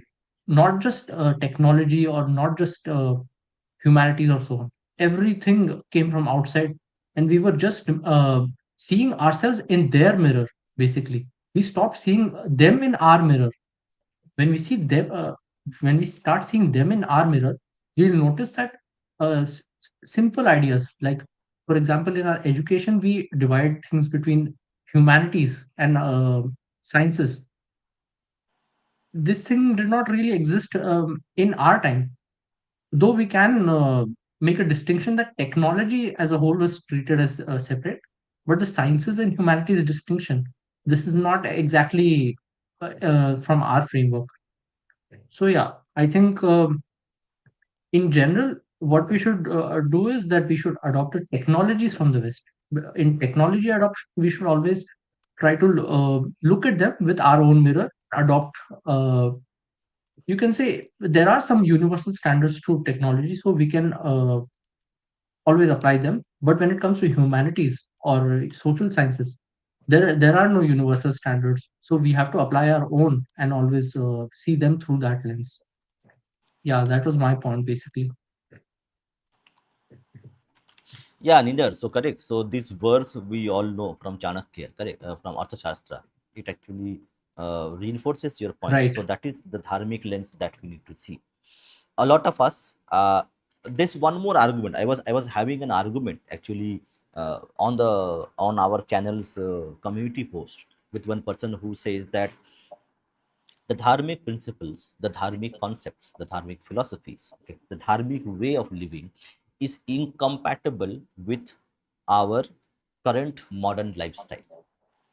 And now that individual is saying, okay, no, to survive in the modern society, we have to let go wholesale everything which dharma teaches us, because you cannot go back to a horse drawn cart and ditch the car. So see, this again, this is the abrahamization of our thought process, where we are saying either or. Okay. But we have the from dharmic perspective is that we pick and choose what we want to have, what we want to incorporate as per our own individual or a societal. As a society, we have an agency to actually learn, incorporate something which is good. But this abrahamization of thought process has happened to our society and as well as to our individuals. So what Nina is saying, correct, absolutely correct, that we have to go back. And and one more thing, Nina. So correct, you talked about Shatru Bodh and Swayam Bodh.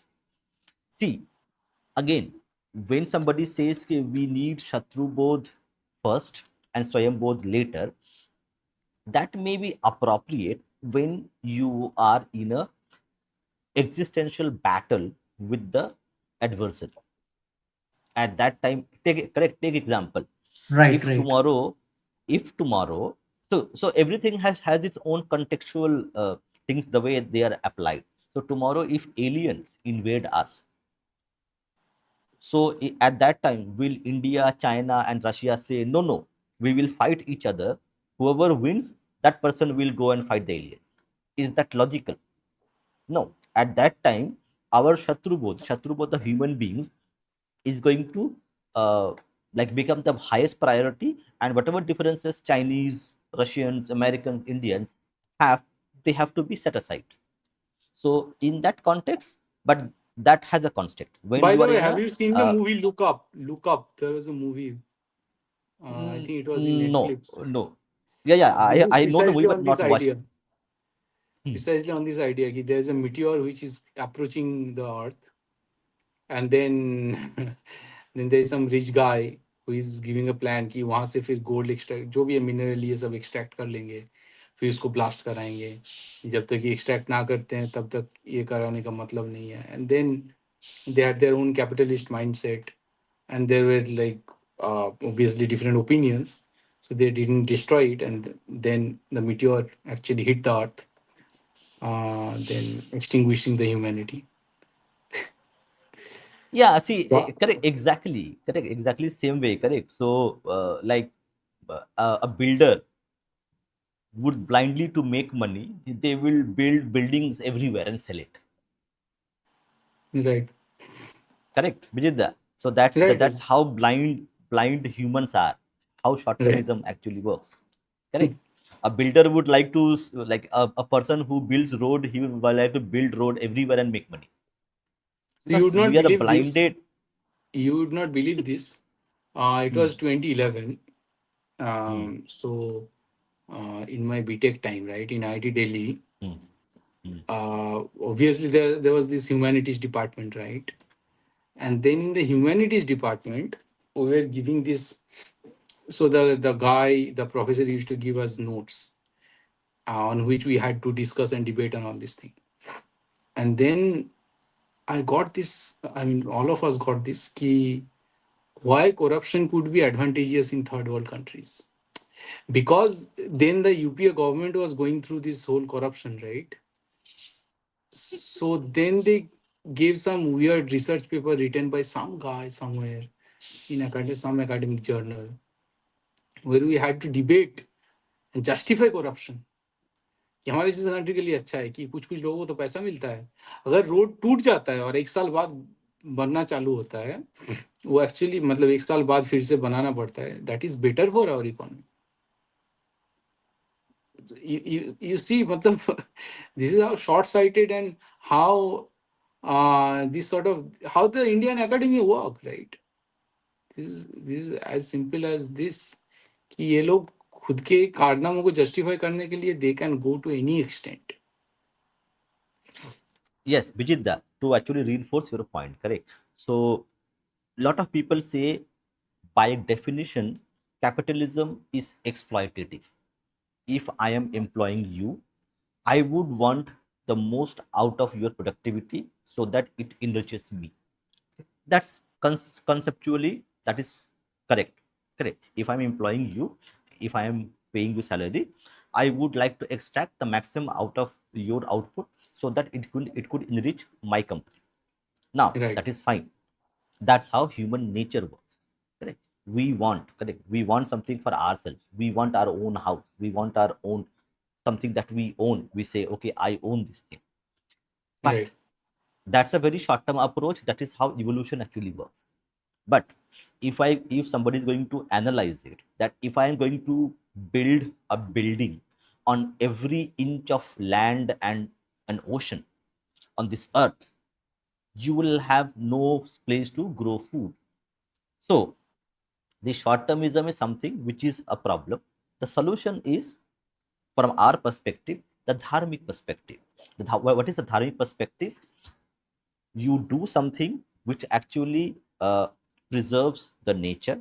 It doesn't hurt the environment, the animals, the human beings, so that you are creating a kind of a guardrail, so that your own individual short termism, your own individual greed does not destroy yourself itself.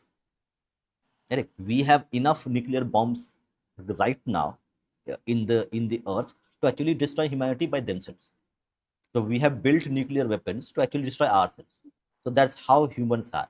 So that's why we need the guardrail of dharma to actually make sure that we survive, or else we will kill each other in about minutes.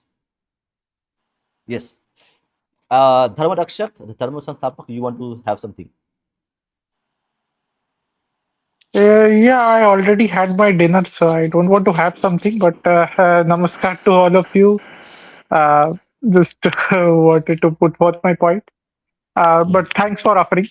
Uh, hmm, what I was saying is कि अभी चर्चा हो रही थी. आपने कहा था धर्म एक व्यक्ति इसके साथ आपकी बहस हो रही थी या आपकी चर्चा हो hmm, रही hmm, थी और वो कह रहे थे कि आज के समय में हमें धर्म की पूरी अवधारणा को ही त्याग देना चाहिए और नए जीवन पद्धति को अपनाना चाहिए.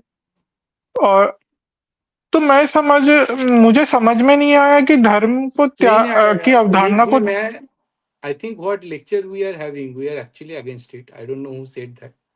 Just to clear my point, when I am saying ki natural tradition, natural convention, civilization continuum and all these things, I am actually saying ki whatever this natural dharma is the natural morality, right? So from that perspective, I'm saying ki, okay, discard the Abrahamic historiocentrism, adopt the natural morality, which is basically dharma as per our Hindu idea, in framing the Indian political theory. So I don't know who is saying that. नहीं नहीं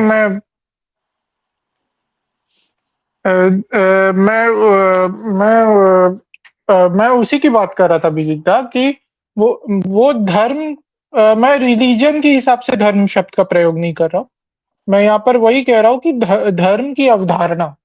तो मैं फिर से बोलूंगा कि उसके basic principle पे जाइए।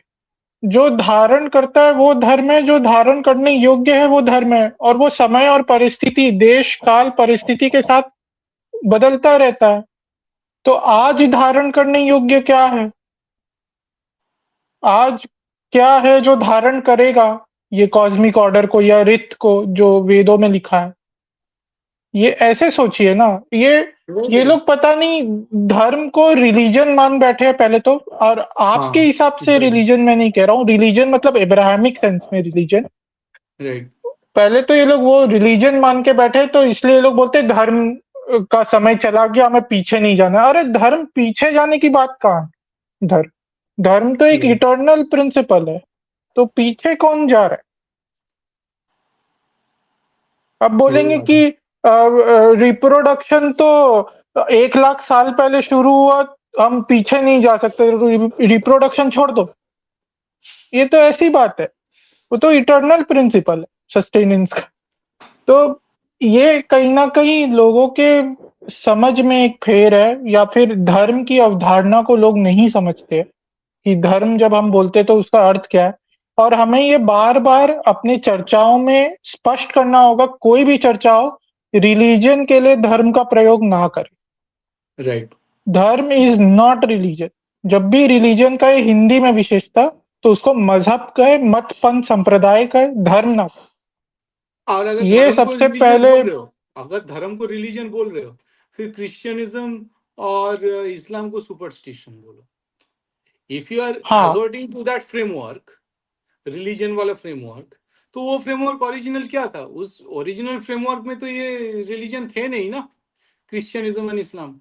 तो उनको सुपरस्टिशन कहो। फिर अगर हिंदू रिलीजन कह रहे हो, फिर ये सब सुपरस्टिशन हो जाएगा।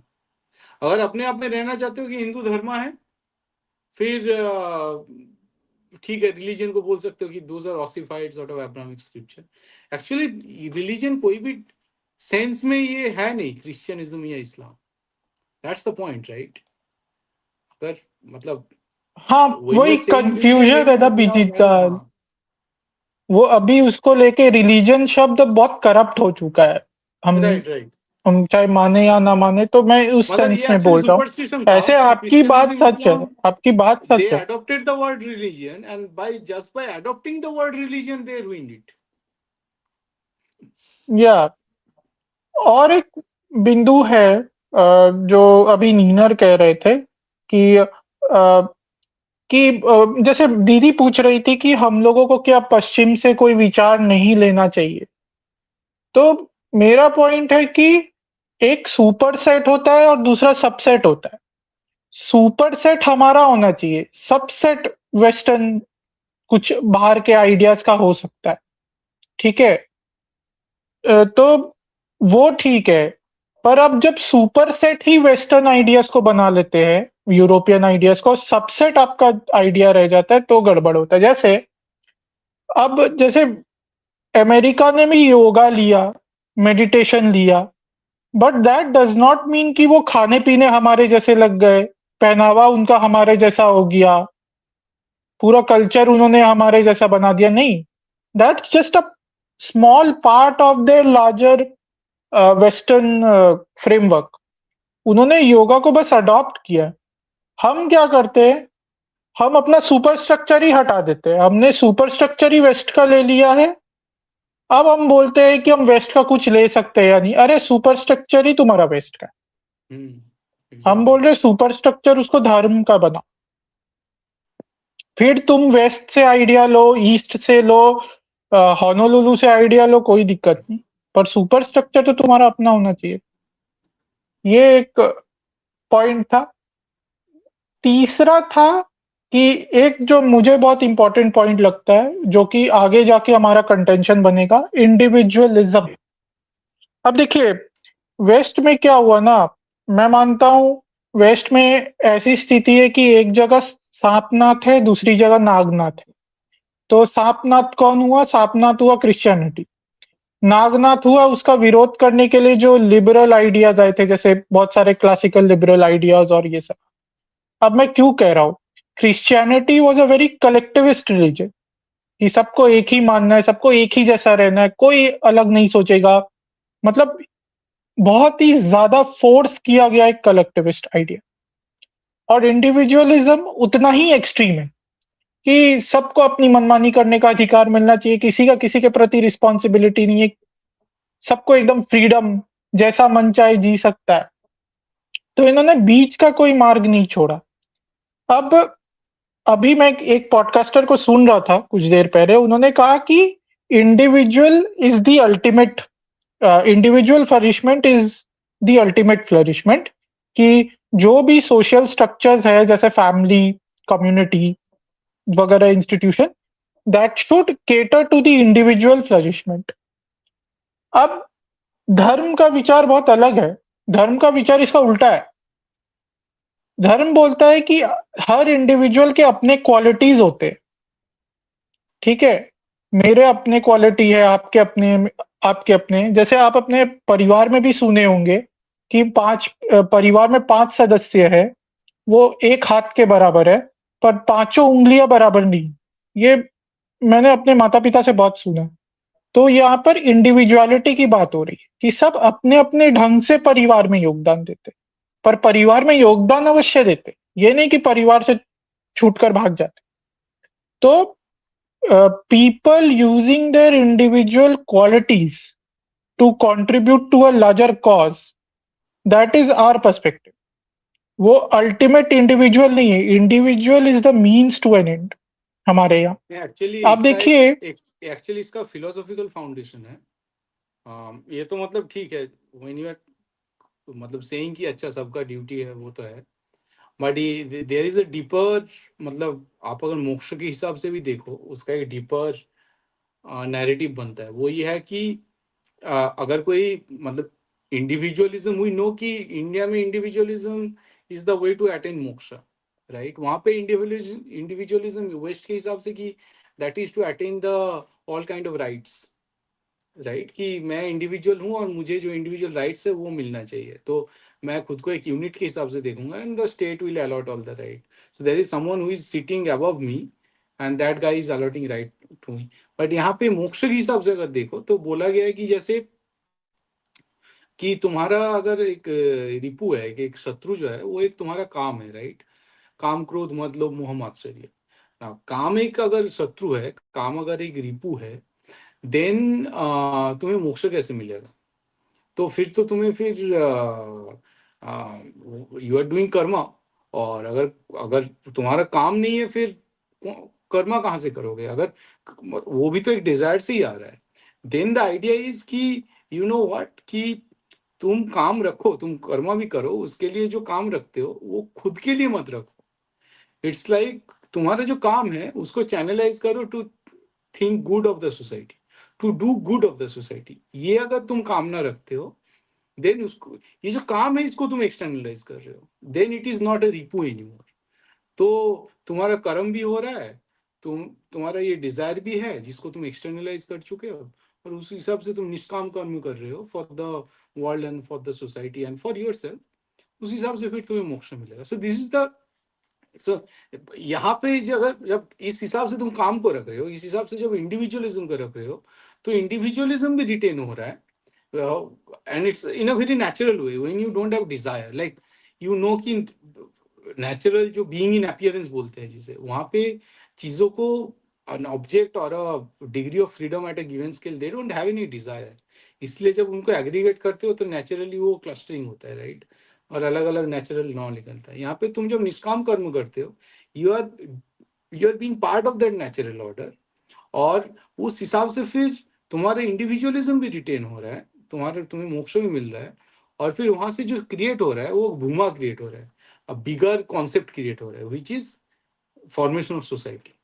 तो ये बहुत अच्छे तरीके से अ, मतलब हिंदुइज्म में डील किया ac- गया है, जो वहां पे डील नहीं किया गया। वहां पे इंडिविजुअलिज्म मतलब ये सेग्रीगेटेड चीजें हैं, और उनके राइट्स भी सेग्रीगेटेड है, और वो अगर, और ड्यूटी तो नाम मात्र का कुछ नहीं है। वहां पे सिविक ड्यूटी डिफाइन नहीं किया गया है उनके, ना उनके कॉन्स्टिट्यूशन में ना हमारे। इसलिए हमारे कॉन्स्टिट्यूशन तो पहले वहां से छापा गया है, तो इसलिए हमारे कॉन्स्टिट्यूशन में ड्यूटी नहीं है। अगर तुम ड्यूटी का सेंस नहीं रखोगे, फिर तुम सोसाइटी कैसे क्रिएट करोगे? जैसे मोक्ष की भी बात करें ना विजिता, तो मोक्ष भी यूनिटी कॉन्शियसनेस की बात करे। जैसे राइट। वो बोलता है कि आप सब में ईश्वर देखो, आप भी वही ईश्वर तत्व है जो सब में है, तो सबसे जुड़ने के लिए ही कह रहा है, वो सबसे राइट। टूटने के लिए नहीं कह रहा है। तो एग्जैक्टली। आप यदि आध्यात्मिक स्तर पे भी देखेंगे ना, तो सबको एक साथ जोड़ने की ही बात हो रही है हमारे दर्शन में। तो राइट। हमारे, और इसीलिए आप इंडिविजुअलिज्म की जब बात होती है ना, तो मैं इंडिविजुअलिज्म शब्द का प्रयोग करना ही उचित नहीं समझता, मैं उसको इंडिविजुअलिटी बोलता हूँ। क्योंकि इंडिविजुअलिटी होता है कि किसी व्यक्ति के अपने गुण, उसका अपना स्वभाव होगा, अपना गुण होगा, वो अपना कुछ अलग ढंग से करेगा, वो अलग अलग क्षेत्र में काम करेंगे लोग। आप अपने क्षेत्र में करेंगे, मैं अपने क्षेत्र में करूंगा।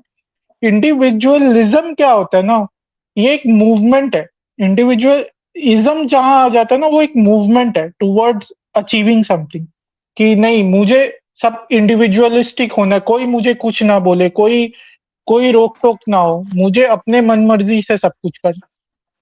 वहां पर फिर गड़बड़ होने लगती, जब आप लार्जर कॉज नहीं समझते। तो मैं इसीलिए कह रहा था इंडिविजुअलिज्म और इंडिविजुअलिटी, क्योंकि वेस्ट में इसका कोई प्रॉपर फ्रेमवर्क मुझे तो नहीं दिखता है। एक और है आपका इब्राहिमिक रिलीजन्स, जो एकदम इंडिविजुअल को खत्म ही कर देता है, इंडिविजुअलिटी को खत्म कर देता है। दूसरा है इंडिविजुअलिज्म, जो लार्जर पर्पस को खत्म कर देता है। आप लार्जर स्ट्रक्चर ही मेंटेन नहीं करोगे, जैसे आज हम वेस्टर्न यूरोप या अमेरिका में देखते हैं, तो वो इंडिविजुअल भी ज्यादा समय तक टिक नहीं पाएगा, क्योंकि उस इंडिविजुअल को भी दूसरे का सहारा चाहिए। अकेले कोई नहीं समाज को मतलब जी सकता है एक सीमा पर। ये वो सस्टेनेबल मॉडल ही नहीं। इसीलिए मैंने इंडिविजुअलिटी कहा था कि where you have a sense of responsibility towards a larger goal और a larger structure.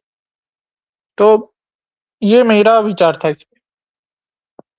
Yeah, we also have Rishi and Neener. So, would you like to share your opinion hello Rishi. on individualism specifically, because it's a very important and misunderstood concept, and also how moksha works as an individual, because moksha cannot be correct communal; it's an individual thing.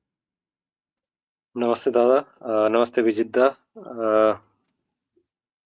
संस्थापक को भी और नमस्ते। नेनर भाई आपको भी नमस्ते। So I have sent a link. You can maybe share that. Yeah, संस्थापक ने जो कहा था on individualism, actually on the contrary, we have evidence that individualism is something that came out of Christianity, Christianism, to quote Bijidda. And uh, all of you could please and comment on this, one because more thing. when Yeah, this link will one open. more thing. One more thing. I open कर रहा हूँ. See, one more thing is there. Correct. In the in the ancient societies, even in the tribal societies that we see, correct, there is a concept of collective ownership of the land, food, and resources, correct. So if you see, correct, if you see the tribal chiefs in the northeast of India, correct, in Arunachal or Nagaland or that region, so the chief actually, as the guardian of that tribe, actually owns all the land. Correct. So, like, no individual is owning that specific land, but the whole community owns the land. So this individualism, where I have something which I need to need to have. So that also is there. Correct. It is a something which is a very new phenomena in a way that, okay, I have to specify what I need to own, and nobody can touch that thing. Go ahead, Rishi. Yes, absolutely. So, Actually, someone who studies anthropology, they will know that for any individual to even survive, there needs to be someone to support him at all levels, from his birth to his younger age and so on. So this whole setup of society there comes in, and as you have explained to us right now about collective ownership of land, and then maybe family, uh, larger society, community, later on institutions such as sabhas, what would you say, community halls, town halls, these all governments, these are just evolutions out of that necessity.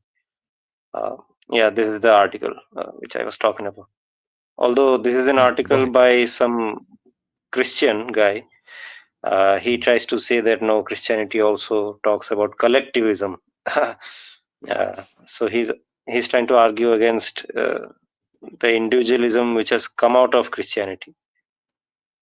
But over here we see that what Christianity gave actually at that time in its age was deconstruction of family. So there is a verse, I think, maybe Vijitda can quote that in Bible. It's there where even Nainer can quote it, I guess. So where Jesus says that to I have come with a sword Right. To uh, destroy, to to destroy yeah, your family or whatever. Right. Yeah. Yeah. yeah, exactly, right. To sow seeds of discomfort, to make son fight the father, the Exactly. daughter fight the mother, yeah, so on and so forth. So uh, from this onwards, and then there is this whole concept of individual salvation, right? So between God and the individual there is no mediator, unlike in maybe in Yes. Judaism. I do not know much in that. There is some prophet or the rabbi. So here is nobody. He can get direct salvation. So these all things supposedly gave rise to individualism. Just wanted all of you to comment on this position, I guess. Maybe I'll speak later on. I would like to know all of your views. Yeah, go ahead. Whoever wants to. Uh, but I have a question on this. But doesn't Abrahamic ideologies lead to groupthink? Like Christianity also, there is that thing called groupthink with No, Christianity. no. Like It creates a lamb. So the group is basically the group of the pack of lambs. So it's basically these are basically ideologies of totalitarian control. So when they are talking about groups, it is basically the group of these sheeps, right? Who will listen to some order which is coming from someone above. That is the matlab, this is how it is said that Constantine the Great adopted Christianity, right? Christianism, so that he can control these servile people, the servile sort of pack of lambs. तो वहां पे तो group चलता है, but individualism यहाँ पे चलता but है कि in order to the state itself, मतलब जो पावर है, जो कंट्रोल एज्यूम कर रहा है, जो बेसिकली यहाँ पे गॉड है. सी, यहाँ पे बेसिकली क्या होता है, there is a god who is using Jesus in order to control the people. ना उस गॉड को तुम या तो रिप्लेस करो कार्ल मार्क्स से, या फिर उस गॉड को तुम रिप्लेस करो कोई डोनाल्ड ट्रंप से, right? So basically now Donald Trump need to talk to every individual individually. So Donald Trump then need to sort of destroy the family structure, so that इनके आपस में ये जो लैम्ब है इनका एक ही ग्रुप बना रहे और उनमें सारे लोग इंडिविजुअल यूनिट हो, सो दैट वहां पे बिग ब्रदर जो है या फिर जो गॉड है उनसे जो मैसेज आ रहा है वो डायरेक्टली एक इंडिविजुअल को एड्रेस कर सके, ना कि कोई एक पैक को एक एक ग्रुप मतलब ग्रुप विद इन ग्रुप को एड्रेस कर सके. दैट वे चीजों को कंट्रोल तो करना आसान नहीं होता है. तो ये इंडिविजुअलिज्म है ना, एटमाइजेशन ऑफ द सोसाइटी है, क्योंकि इंडिविजुअलिज्म जितना मुझे पता था वो ये था कि स्वतंत्र विचार होना, कि अ, आप अपने से फ्री हो कुछ सोचने के लिए या कुछ करने के लिए। तो यहाँ पर तो मुझे वो फ्रीडम नहीं दिखता है। तो क्या ये एटमाइज़ेशन है, that every single individual is like an atom where exactly they don't have a relationship with any other individual, like a right, family or whatever? Atomisation कह सकते हो, but I need to tell you here that the very word atom has come from the word atman actually. ठीक है, तो अगर आत्मन के sense में नहीं ले रहे हो तो ठीक है, बट इट इज नहीं, नहीं, एक्चुअली नहीं। मतलब हाँ, in the western context I know what you are saying, it is the atomisation of society, कि सबको बिल्कुल तोड़ दो बिल्कुल ही, ताकि कोई फैमिली स्ट्रक्चर भी ना रहे, गांव वाला भी ना कोई स्ट्रक्चर रहे, ताकि डायरेक्टली इंडिविजुअल तक पहुंच सके। But I think So I उसके have बाद some एक thoughts बार on जब this. क्रिश्चियनिटी मैं एक बात बोल दूं फिर आप कह लीजिएगा नीनर। एक बार हाँ, क्रिश्चियनिटी लागू हो जाती है ना, जैसे एक बार क्रिश्चियनिटी लागू हो गई, फिर इनके फैमिलीज तो बन ही गए थे, I guess, families, communities, church communities, families, पति पत्नी के रोल्स क्या है, बच्चे के क्या रोल्स है। तो इन्होंने पहले ट्रेडिशनल सोसाइटी जो क्रिश्चियन नहीं थी उसको पूरा तोड़ा, एटमाइज़ किया। फिर क्रिश्चियनिटी इन पर थोपी, क्योंकि ये लोग अब एकदम इंडिविजुअल एटम्स जैसे बन गए, क्योंकि जब आप एटमाइज़ हो जाते हो as a society, you lose the ability to retaliate against onslaught. फिर जब इन्होंने एक बार कैप्चर कर लिया तो फिर उन्होंने नॉर्मल सोशल स्ट्रक्चर लागू कर दिया, like family and community and all, and it was on the basis of superstitio, that is Christianity. Let me know if I'm wrong.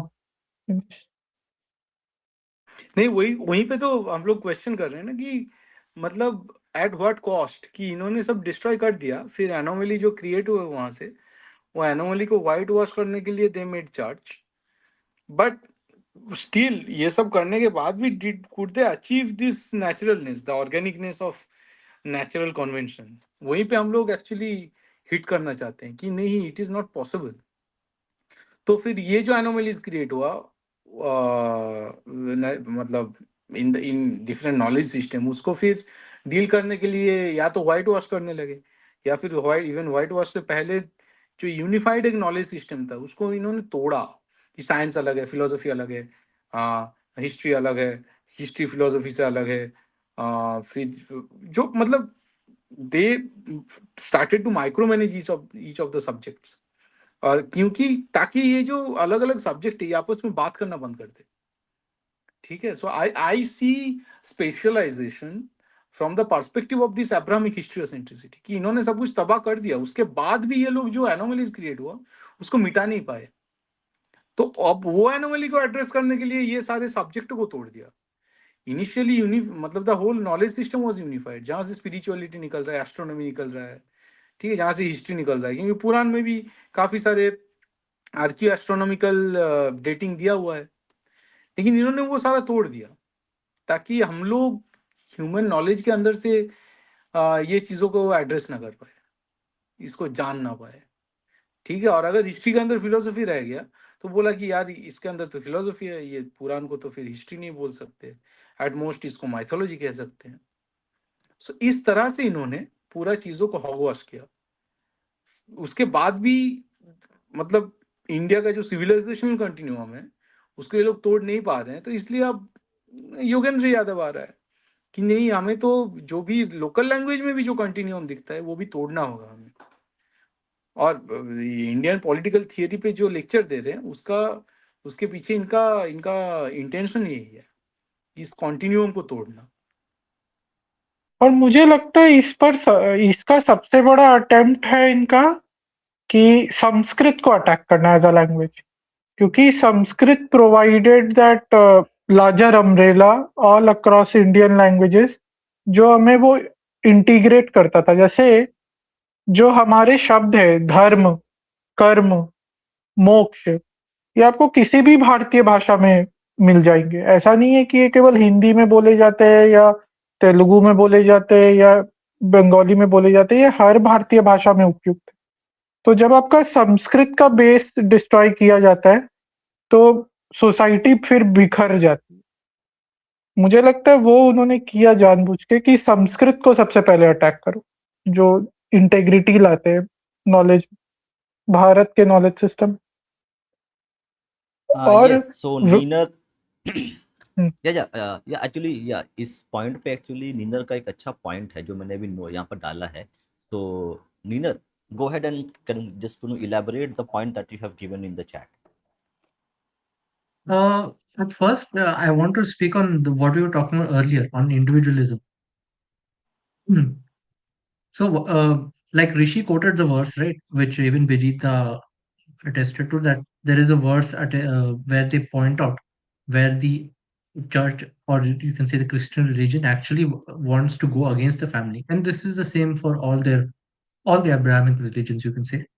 But uh, what I would really what I would really think is the first time when individualism takes precedent is during Protestant Reformation. This happened. Everybody knows when Martin Luther and all that happened, when they the thesis and all, and that everyone is supposed to decide what the scripture is for themselves. The attack here, it was basically on all authorities, that they don't believe in a higher king, they don't believe in a higher church, they don't believe in any higher priest. It was it was an attack, all out attack on structure in general. Everyone is supposed to decide religion for themselves. So originally they used this for their own spirituality, to decide what kind of spirituality they want in Protestantism. But this backfired, because then everyone was basically becoming a free thinker, and they realize they don't even want Christianity in the first place. And that is when we move on to the, you can say, the Enlightenment era, when there are all sorts of political philosophies about freedom, about rights, about, you can say, capitalism, communism, everything coming up. So that is one thing. So the thing is, it's not about going against family or going against uh, you can say a language or anything. It is an attack on authority in general, that nobody can be above me. The individual is the only sacred thing. The individual is above everyone else. And this is different from the previous structure. Even in Christian societies, uh, in Catholic feudal society, it was such that the priests were at the top, or at least the priests were taken as the highest authority, and they were exempt from taxes, but they had to perform penances and all that. And even the feudal lords and all, they had certain authority which was higher than the peasants. When the Protestant Reformation happened, every at every level, basically, the authority was challenged, and this became the basically the path towards the modern day individualism, because now there is no acceptance about any authority. Even the state is challenged. uh, there are people who want to become anarchists, in who believe in anarchy basically, and that they believe that it is a natural state of things and all that. And yeah, so that is the point I wanted to make. So basically, yeah, authority is important because there needs to be an institution above you. A family can be the institution, or you can say in our Hinduism, a guru was the institution, a gurukul, where the guru would be the authority giving you the instruction. Or there could be shastras, like all our Puranas, or our you can say Dharma Shastras and so on. They're also basically Shabda Praman and all that, right? So yeah, those are the authorities. And but individualism, it is a challenge to this authority in general.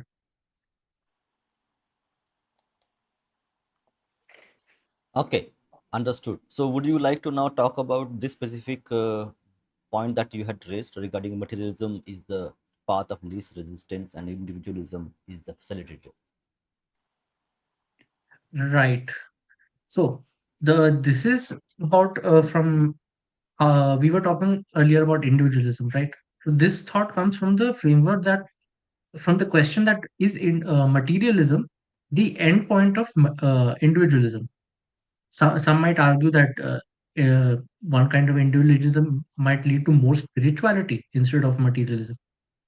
So, yeah, there are many answers to that question, but the main answer here is if you seek materialism and you secularize, that is, you give up a religious framework or a dharmic framework overall, that is when it becomes.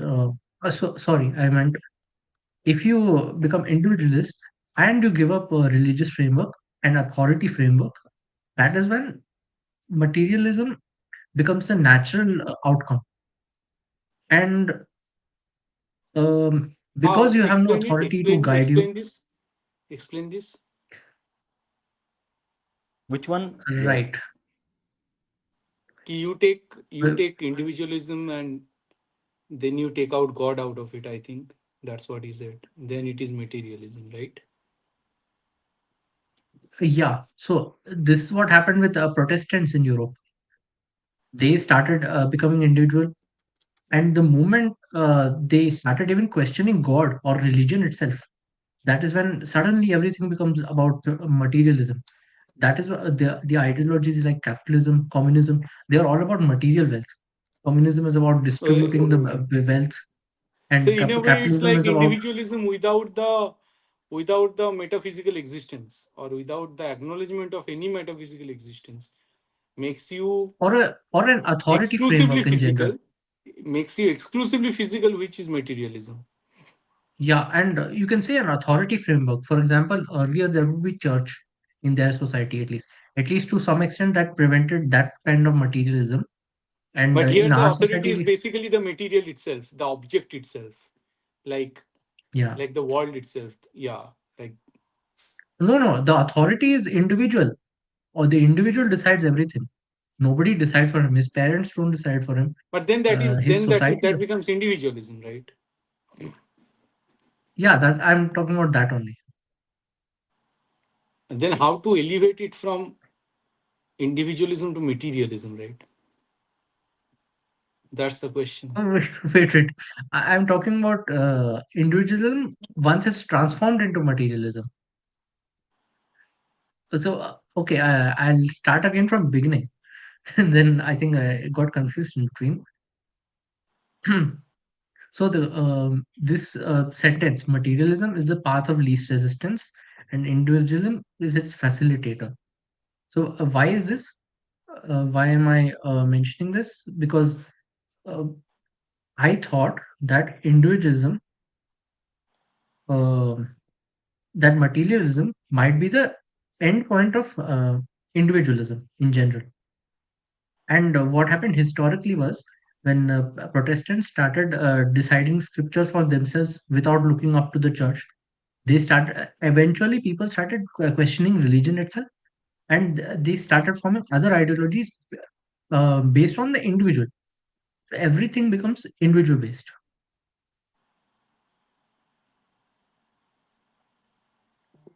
That is Basically, individualism. uh, That is Neenar, individualism. so I have a once they point give to up, add. yeah. Uh, can we think about this from the perspective of Maslow's Hmm. hierarchy? Why does it lead to materialism when you give up on God? Oh, yeah. Very good point. Very good point. So at the top of Maslow's hierarchy, uh, Upendra, you can put the diagram, Maslow's hierarchy diagram. No? At the top of it, I think it's spirituality, which comes on the top. So when people were actually giving up religion and becoming atheists in modern society, everyone is becoming atheist. So they have actually given up on the highest, you can say, uh, the highest self-actualizing potential of themselves, and they come down a level to just be materialists. That is actually a downgrade. Very good point by Dharma Sansthapak. Because the idea of God in Christianity was not compatible with logic. But in my view, that is not necessarily the case with Dharma. So when many people in India say that once the country grows richer, they tend to become irreligious. if people understand dharma properly, it will be the other way around.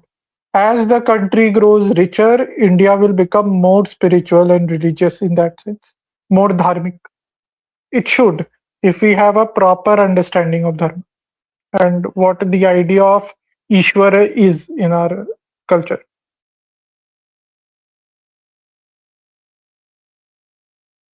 I am uploading it. Hold on. Yeah, yeah.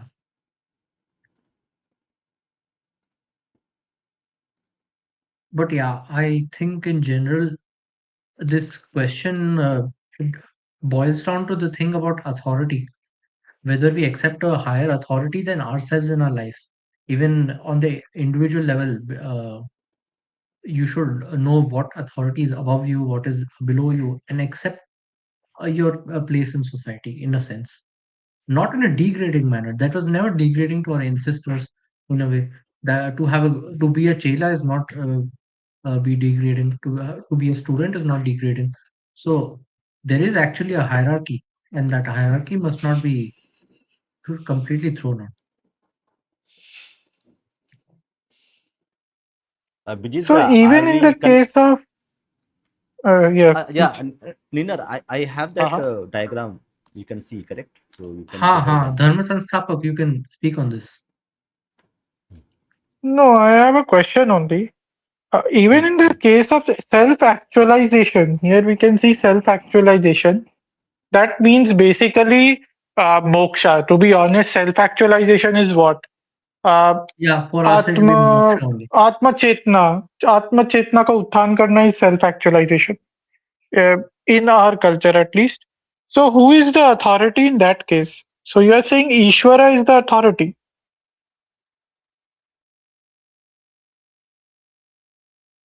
No, tradition is the authority. Everything, for example, you have a teacher. Your teacher is the authority in your life. Or you can say the traditional teacher. They would be the authority in their life. The scripture, that would be another authority. Family traditions can be another authority. What your the ways of life that you have that your family has always lived, you continue them. Those are the authority on how to continue living your life. So those are the kinds of example I'm thinking of. And there are obviously other authorities. um, where you can also use your own logic, obviously, to adapt and basically fit itself in to make it continuous with the tradition. So yeah, that's how you make choices in general. Okay. Yeah, I understand the importance of authority because sometimes authorities can give you direction in life. Otherwise, you may feel very lost where to go, what to do. Uh, Still, I think here maybe I am confusing between there is something called spiritual authority and something called social authority. So we are told to transcend all our social attachments to achieve the ultimate spiritual goal, that is moksha. And in my view, that moksha or Ishvara is the ultimate authority. If we look at it from your perspective of people needing authority and how Protestantism is an attempt to target authority, Of and that course, is what leads because to individual. of course, because tradition itself is given to us by the gods. In what I can make out of it, at least, maybe Rishi can elaborate on this, on how we get our scriptures. We get them from our own gods, right? For example, Yes, Manu yes. gives us Manusmriti and so on.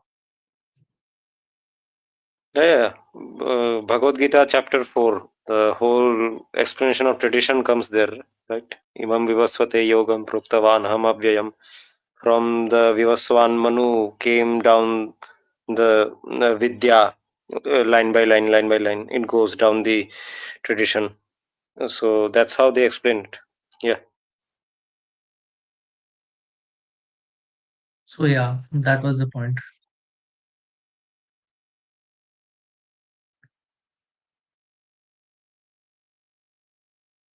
okay. So I think By the way, let's someone, take. Go ahead. Go ahead.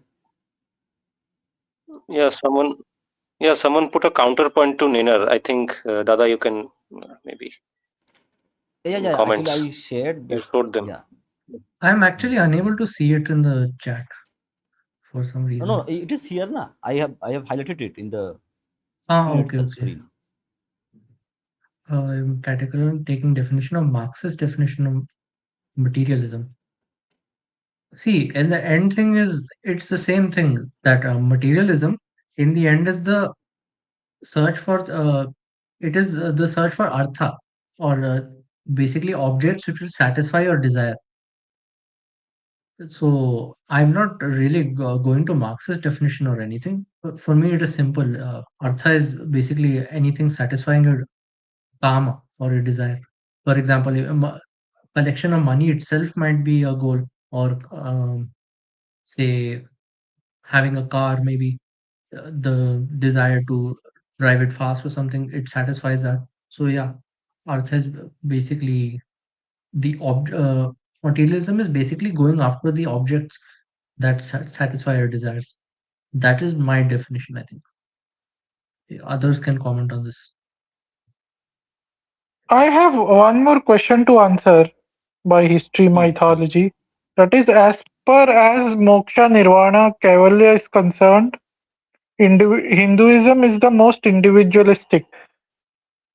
So, in process, it is that is, everyone will have a very individualistic process to reach that goal, but the goal itself is not individualistic. The goal is all pervasive, it includes everyone because we are the manifestation of that same ultimate reality. If we go by Advait Vedanta or most of the philosophies in Hinduism. Yes, yes, Abhay, you have hit the nail on the head. So when somebody actually, because it's a very fine grained nuanced concept that we are talking about. So when we are talking about nirvana, vaikalya, or moksha, correct? So what is the goal? The goal is to merge with the brahman, merge with the ultimate reality. So by achieving nirvana or moksha, you are again going to become part of the community or part of the bigger existence, correct? Again, that's a group thing itself. यहाँ पे I would like to add something actually. Hmm, यहाँ hmm. पे जब Hinduism को individualism या individuality के साथ जोड़ रहे हो, अगेन इंडिविजुअलिटी और individualism those are dual ideas. Hinduism जो मोक्षा या फिर निर्वाणा का बात कर रहा है उसमें ईगो नहीं है. इंडिविजुअलिज्म में you need to have an ego, right? तो आप जैसे जो यूनिफिकेशन का बात भूपेंद्र कर रहा है, वहाँ पे that is possible only when you don't have an ego, और it is the ego that is the watchman of individualism in an individual, right? तो वही फर्क है आई थिंक. यहाँ पे और एक क्वेश्चन आया था which is that Hindus don't get scriptures from gods, etc. Vedas are अपौरुषीय. Now, यहाँ पे ये जो अपौरुषीय, अप्रमेय, ये जो वर्ड की यूज किया जाता है, अप्रमेय जैसे भगवान को बोला जाता है, कृष्ण का अलग नाम अप्रमेय है, क्योंकि जो प्रमाण शास्त्र है, ईश्वर प्रमाण से ऊपर है, इसलिए ईश्वर को अप्रमेय कहा जाता है. वेदास को सिमिलरली अपौरुषीय इसलिए कहा जाता है कि कोई पुरुष ने क्रिएट नहीं किया. Now what is Purusha? Purusha is basically that original cause in a way, ठीक है, जिससे सारा प्रकृति निकला है. तो ओरिजिनल कॉज जिससे पूरा प्रकृति निकला है वो पुरुष है. So because Vedas are beyond that original cause, इसलिए वेदा को शायद अपौरुषीय कहा जाता है, कि उससे भी बियॉन्ड वेदा आता है, क्योंकि ऑब्वियसली वो बिल्कुल ही मेटाफिजिकल, इसका एक इटर्नल एग्जिस्टेंस है. अगर वेदास का एग्जिस्टेंस इटर्नल है, it can not be part of पुरुष इवन, राइट? तो इसलिए आई थिंक वेदा को अपौरुषीय कहा जाता है, राइट?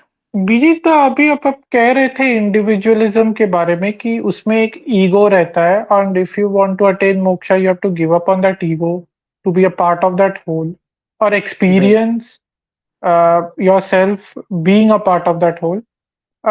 जैसे मैंने इंडिविजुअलिटी पे कहा था, डू यू थिंक कि आप अपना विचार दीजिए इस पर कि there is a point to what I said.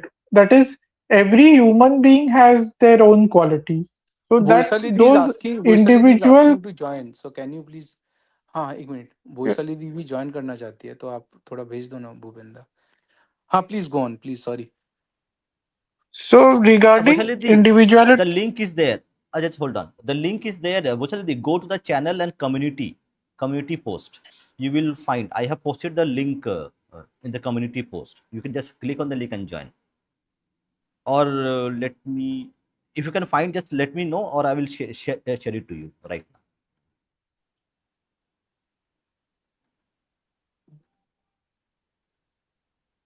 Okay, go ahead. Go ahead. Go ahead. Go ahead. okay.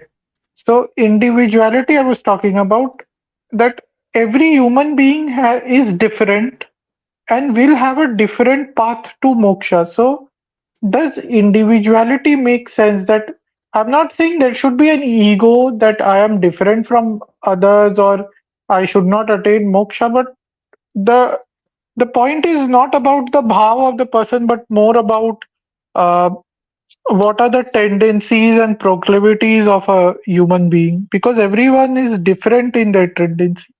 Right. So, so do you think there is a point when I say that individuality is something which should be respected or which should be taken into account when we talk about these issues?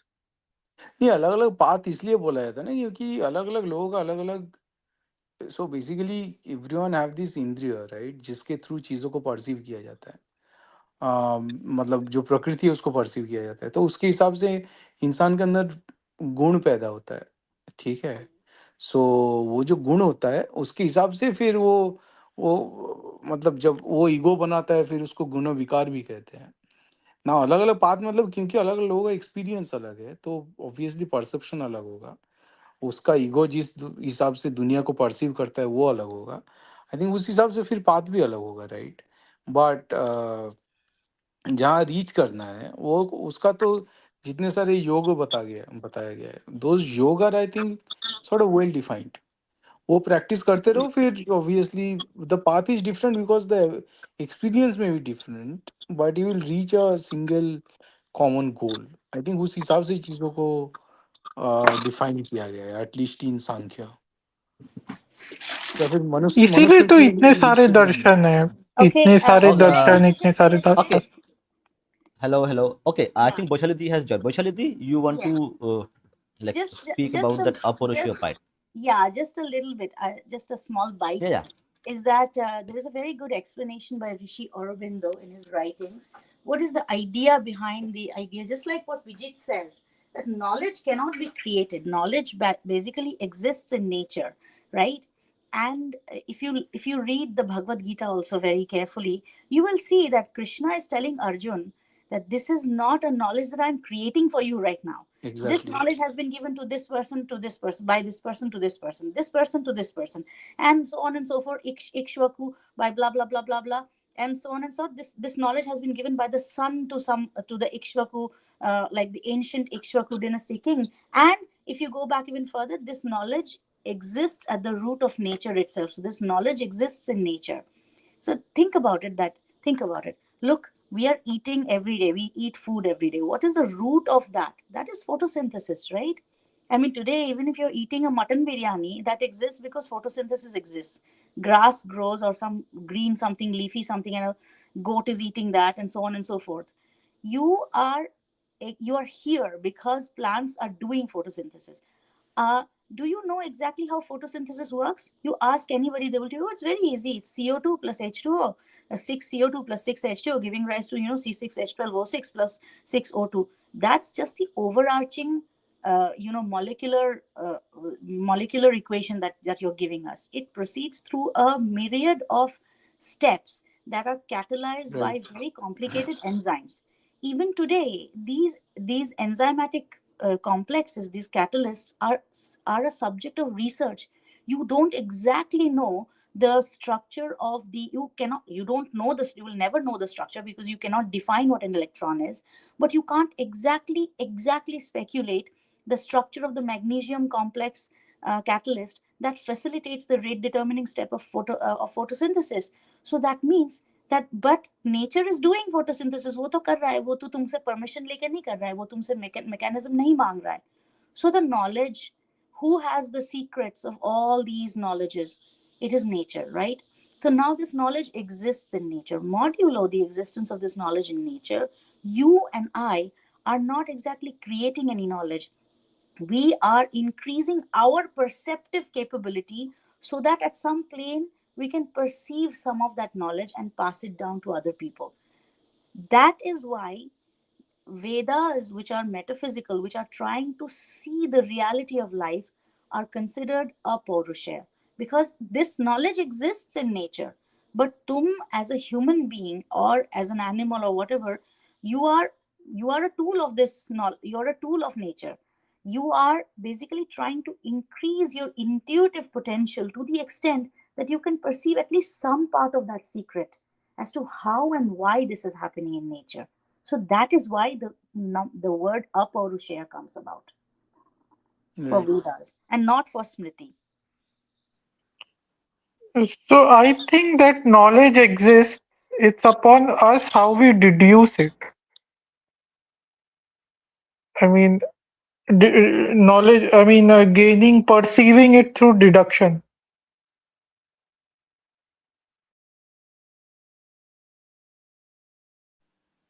Deduce matlab, so it's like, नहीं, I mean जैसे मैं कह रहा हूँ कि जैसे gravity थी, अ, तो ग्रेविटी थी वो एवर एग्जिस्टेंट बात है, जब से पृथ्वी है तब से ग्रेविटी है. But how do we write a mathematical equation for it that is upon our intelligence और our way of understanding that reality, कि हम अपना बुद्धि कितना लगाते हैं. yeah, even within gravity, right? You can see ki, for example, when we are talking about gravity, so we can say ki, okay, what is gravity and how gravity works, right? So the best possible model is general theory of relativity, for example. But then we don't know why gravity, for example. I can ask this question, "No, why gravity?" What will be the answer? Science cannot answer this. Now, so isn't it part of the knowledge about gravity? Yes, it is.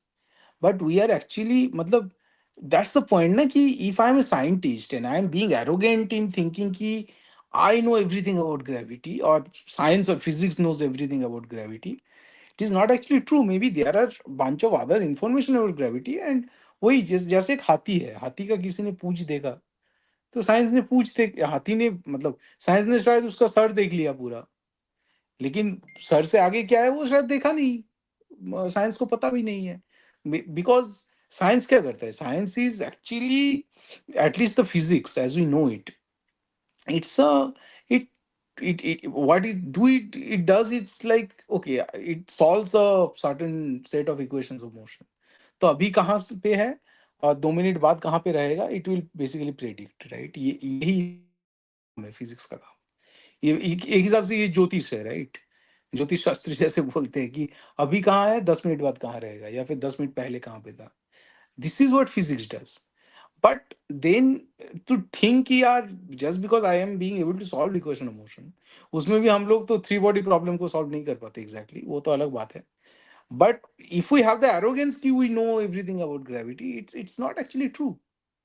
सो नहीं we नहीं have, नहीं, Birzeit और physics, और एक यहाँ point पर बताता हूँ जहाँ पे मैं भटक गया, वो ये है कि physics only care about dualism. मतलब ये जो फिजिकल वर्ल्ड है, फिजिकल वर्ल्ड की कुछ कुछ प्रॉपर्टीज होते हैं, जैसे लोकलिटी हो गया, कि जो भी फोर्सेस है वो लोकल बेसिस पे काम करेगा, it's not like action at a distance.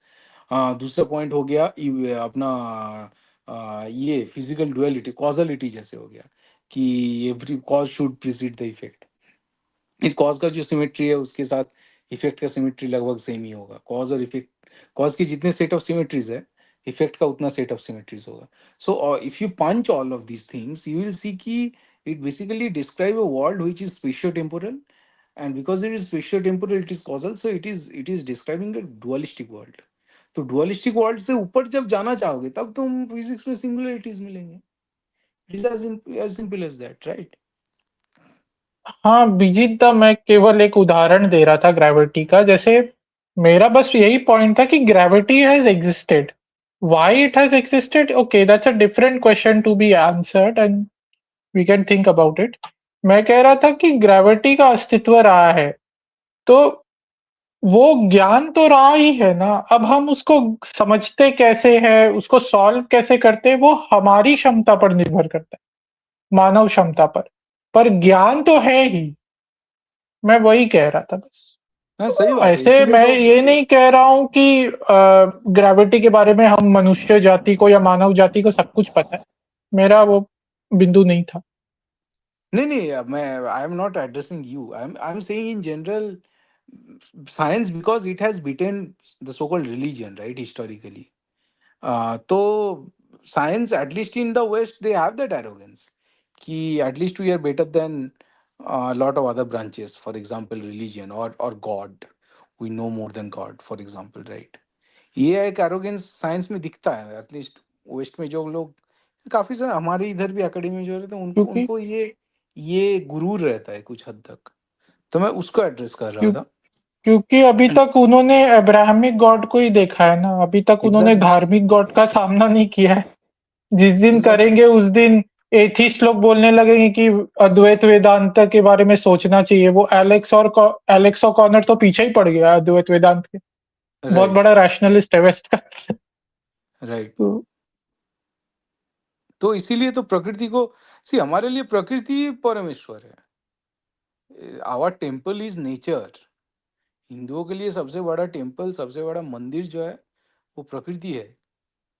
तो वो मतलब आप सोचो ना, मतलब आ, काफी सारा टाइम रहा है एटलीस्ट. मतलब मैं जिस रीजन से आता हूँ, मैं तो बोलता हूँ भूपेंद्र कि बांकुड़ा पुरुलिया जो रीजन है वहाँ पे कुछ नहीं, मंदिर क्या होता है, एक पेड़ है, पेड़ के नीचे हाथी घोड़ा का वो टेराकोटा का हाथी घोड़ा रख दिया, फूल चढ़ा दिया, वही मंदिर है. पेड़ के नीचे वही मंदिर है, और उस पे वो धागा वागा बांध दिया थोड़ा सा जनेऊ वाला, मंदिर बन गया. तो इट्स हिंदुओं के लिए मंदिर is like as simple as keeping haathi ghoda just beneath a big banyan tree, or and then calling it temple, right, and continue doing puja there. और ये लोगों को समझ में नहीं आता यार. इसमें तो वो बड़े बड़े चूड़ा नहीं है, इतना बड़ा बड़ा जो चर्च का जितना बड़ा उसका क्या बोलते हैं, फसाड होता है, या फिर इतना बड़ा शिखर होता है, ये तो है नहीं. फिर ये लोग जी कैसे रहे हैं, मतलब ये लोग अट्रैक्ट क्यों नहीं हो रहे हमारे इतना सारा जो कारनामा कर रहे हैं, इतने बड़े बड़े चर्च बना दिए हैं, इतना बड़ा ताजमहल खड़ा कर दिया, फिर भी ये लोग कन्वर्ट नहीं हो रहे हैं. उनको समझ नहीं आता कि ये लोग जो मतलब they don't care about such big facade and everything. All they have कि okay they believe in this natural morality, जो जिससे वो लोग खुश है, तो उस हिसाब से वो लोग रख रहे हैं. मैं अभी भी बोल रहा हूँ, जैसे मैं तो व्हेन आई वाज थिंकिंग कि यार ये हिंदुइज्म तो जैसे थोड़ा बहुत it's not a urban religion unlike क्रिश्चियनिज्म, तो मतलब हिंदुइज्म को फिर लाए कैसे अर्बन स्फीयर में. Then I looked into the remote villages and I found my answer कि यार अ, हिंदुओं के लिए ठीक है अपने, अगर इधर टाउन में सिटीज में इतना मंदिर नहीं है, बड़े बड़े पेड़ लगाओ, बनाओ वहां पे, और वहां से मंदिर क्रिएट करो. It's not a big problem for Hindus. Hindu को अगर दिख गया कि एक बड़ा सा पेड़ है, उसके नीचे ऐसे रखा हुआ है, पूजा किया, वो वहीं पे माथा टेक के जाएगा, उसको कोई प्रॉब्लम नहीं है इस बात पे. ये और इसीलिए मैंने एक बात देखी है विजीता, कि हिंदू धर्म को समझने के लिए ना आवश्यक नहीं है कि आपको पुस्तक चाहिए। ठीक है, एग्जैक्टली. पुस्तक या इट ग्रंथ। इज नेचुरल आप मोरालिटी, ये यदि अच्छे अंदर से से आता है. अपने आसपास का वातावरण भी थोड़ा सा ध्यान से उसको ऑब्जर्व करेंगे ना, आप बहुत कुछ हिंदू धर्म के बारे में सीख जाएंगे। बिल्कुल. As I said, कि it is natural, spontaneous morality, unlike external, scriptural, synthetic morality invented by the Abrahamics. It is natural moral. मन की बात सुनो, जो बार बार कहता है ना, मन की बात सुनो, दिल की बात सुनो, वो हिंदुइज्म है। वहां से अगर कोई श्रद्धा आ रहा है किसी के लिए, that is genuine, you have to count it as a genuine expression of your atman, and that is the Hindu morality यार, it is natural morality। और वहां फिर जो सोसाइटी बनता है, that is natural society। वहां से जो कन्वेंशन बनता है, those are natural convention, natural traditions। और फिर अब्राहमिज्म आके उसको तोड़ता है। दे नो कि they have to disrupt this continuum, this continuum of belief, faith, civilizational value, order, they need to disrupt। उसके लिए हिस्ट्री, पहले लाइब्रेरी जलाते हैं, हिस्ट्री बुक खत्म करते हैं, फिर एक सुप्रीम कोर्ट को क्रिएट करते हैं जहाँ से बोलते हैं खाप पंचायत नहीं चलेगा, फिर अपना कोई रूल ऊपर से नीचे लगाते हैं, टॉप डाउन एजेंडा लगाते हैं। तो इसी तरह से होता है। यहाँ पे वैशाली दी लिख रहे हैं कि वेस्टर्न अब्राहमिक गॉड से तो डेफिनेटली साइंस बेटर है। हाँ बेटर है, बिकॉज साइंस डील विद प्रकृति, वही तो बोल रहा हूँ। साइंस साइंस का भी तो वही काम है ना, कि प्रकृति में जो चल रहा है उसको। Science is has a pagan origin, you have to understand. मतलब Abrahamic religions are always at unease with science, because science has that pagan nature within itself, कि मैं प्रकृति में क्या चल रहा है उसको जानूंगा मैं।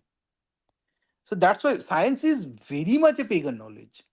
ठीक है। आप सोचो ना, आपको जैसे हर्बल साइंस हो गया, हर्बल मेडिसिन मेडिसिन हो गया, ये अब्राहमिज्म हमेशा इसको इसको बोला है कि इसको त्याग किया है। They have abandoned and they have dismissed and क्या बोलते हैं आजकल, कैंसल्ड हर्बल मेडिसिन, जो कि एक नेचुरल साइंटिफिक नॉलेज है।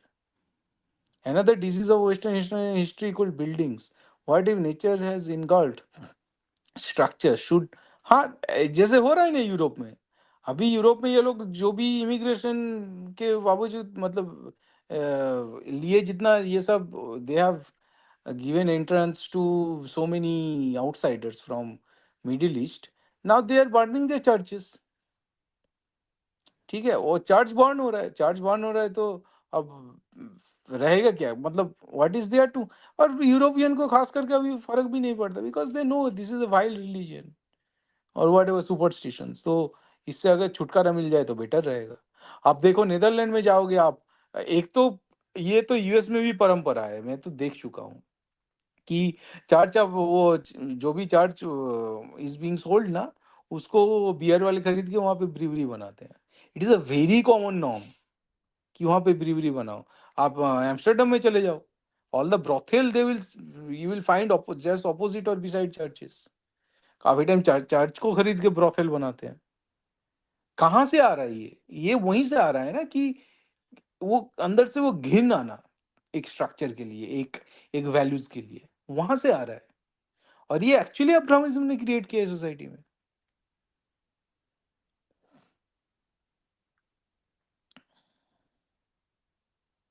ओके। एक हमने हम्म, या गो हेड बोलो। एक पॉइंट था मेरा बीजीता, मैंने एक प्रश्न किया था और ये मेरे मन में आया था कि स्टार्ट में some people will say that your view is prone to naturalistic fallacy.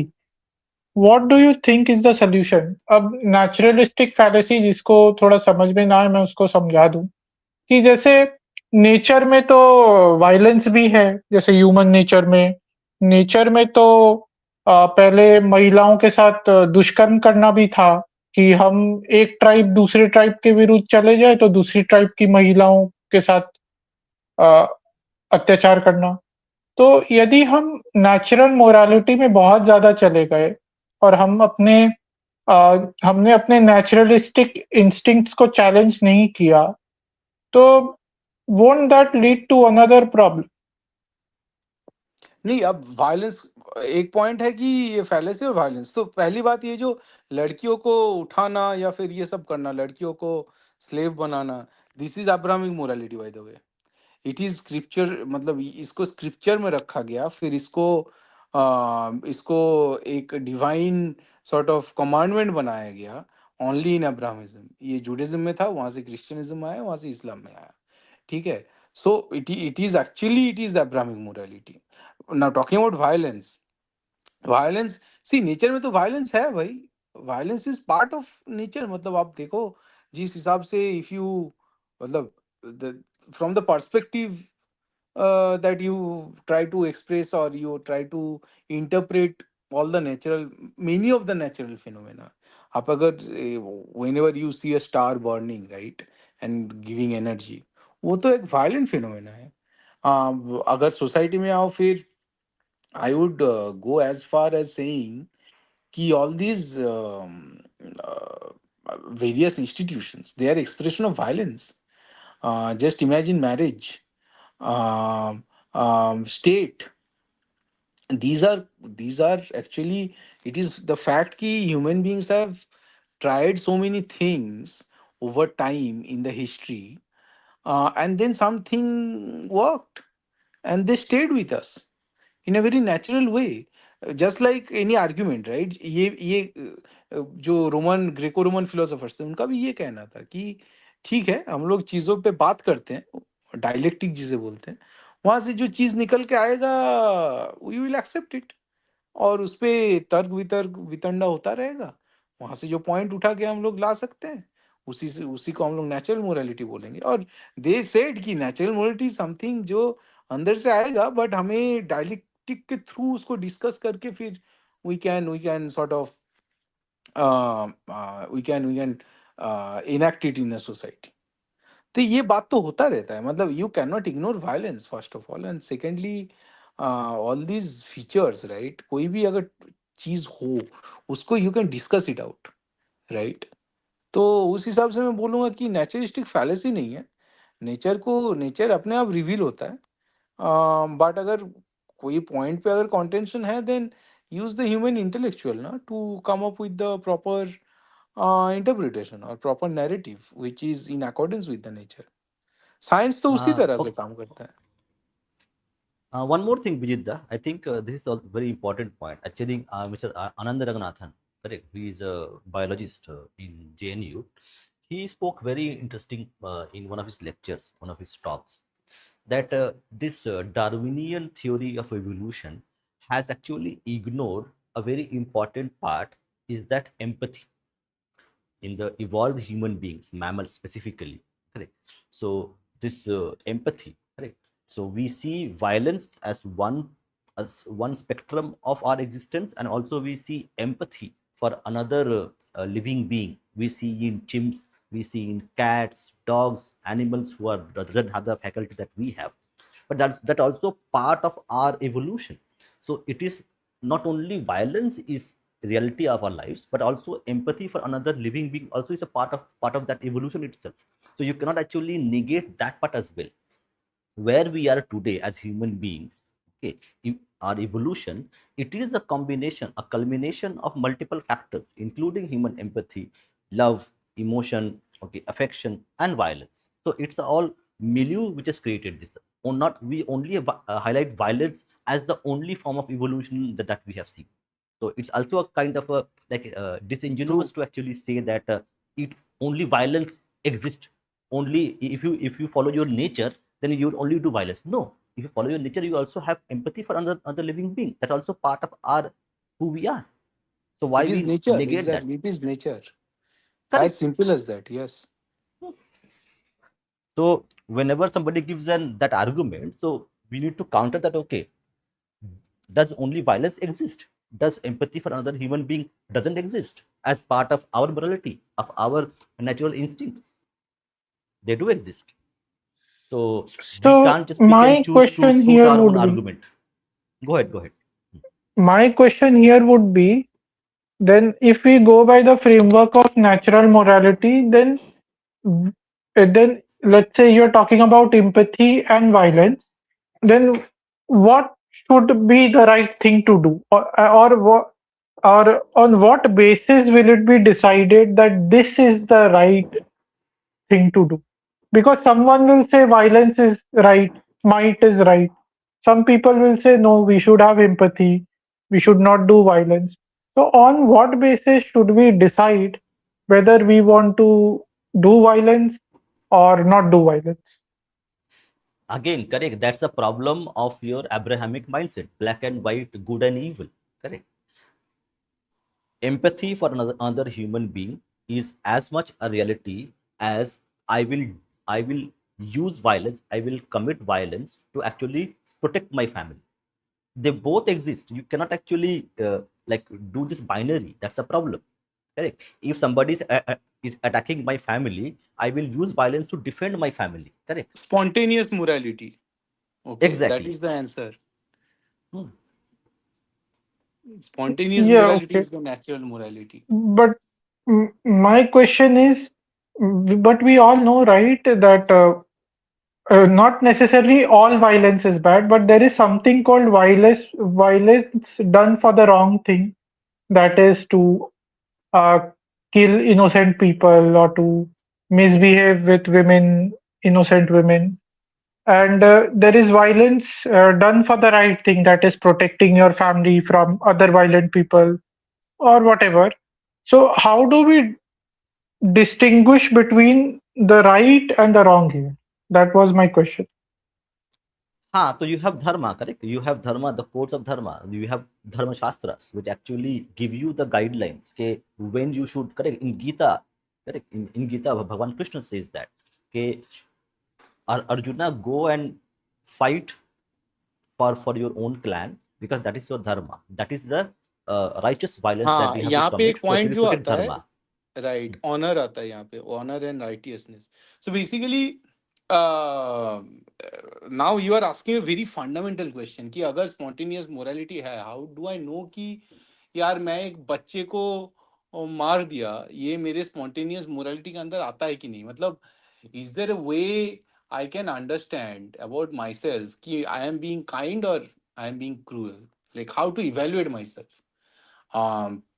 अगर मेरा spontaneous may be the morality that I am counting as spontaneous morality, may be they are being driven by the environment and the instance and the situation, right.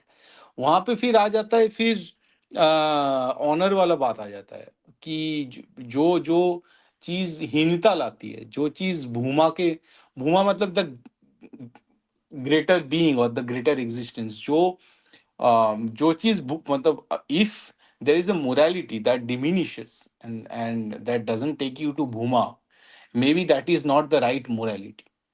अगर कोई बच्चे को मार के या जख्म करके तुम्हें भूमा नहीं मिल रहा है, इफ इट इज, अगर खुद के आंखों में छोट मतलब थोड़ा सा भी छोटा हो गया, फिर वो शायद that is not a good, that is not a spontaneous good morality, so to say. This is one. So इसीलिए काफी टाइम बोला जाता है, एक मेरु तंत्र में एक बुक है जहाँ पे फिर हिंदू को इस तरह से डिफाइन किया गया है कि हु इज अ हिंदू. और ये बुक मिलता है, मेरु तंत्रम को कोट किया गया है. एक संस्कृत का एक डिक्शनरी बनाया गया था जिसका नाम था शब्दकल्प द्रुम या शब्दकल्प तरु. ये राधाकांत देव ने लिखा था. And then there he defined Hindu from this shastra, right. Where it is, Hindu is defined in Sabdakalpataru as हिनानी गुणानी दुष्यति इति हिंदू. मतलब हिनानी दुष्यति इति हिंदू मतलब जो हीन गुण को जो घृणा कर अभोर करता है, वन हु अभोर्स द हीन quality, the inferior qualities, is a Hindu. ये फिर मेरु तंत्र में कौन किसको समझा रहा है? पार्वती पूछती है शिवा से कि हु इज द हिंदू. फिर वहां पे basically this A Buddhist text by the way. तो वहां पे फिर शिव जी रिस्पॉन्ड करते हैं कि हिनानी गुणानी दुष्यति इति हिंदू. जो हीन गुण को जो अडॉप्ट कर लेता है, जो अडॉप्ट नहीं करता है एट एनी पॉइंट, वो हिंदू है. So I think when you ask कि भाई how to define spontaneous morality, or how to understand कि this is a good quality, what I have done is actually moral, then probably हमको भूमा का सहारा लेना पड़ेगा कि if I am not diminished before my own eyes by doing some activity or by performing some action, then probably that's not a, if I am not diminished, then it is probably a good spontaneous morality. If I am being diminished in my own eyes, then probably I have to ask again कि whether I am doing a good thing or bad thing. ये फिर उस level की fundamental तक जाता है. By the way, for the audience, if someone wants to understand the position of Samrakshak ji, this is basically the classic case of is-ought problem, which was first summarized by David Hume in his book called A Treatise of Human Nature.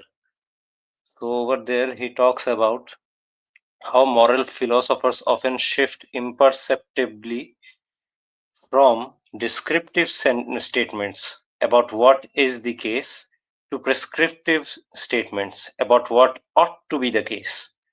So this is also called Hume's law or Hume's guillotine as well. What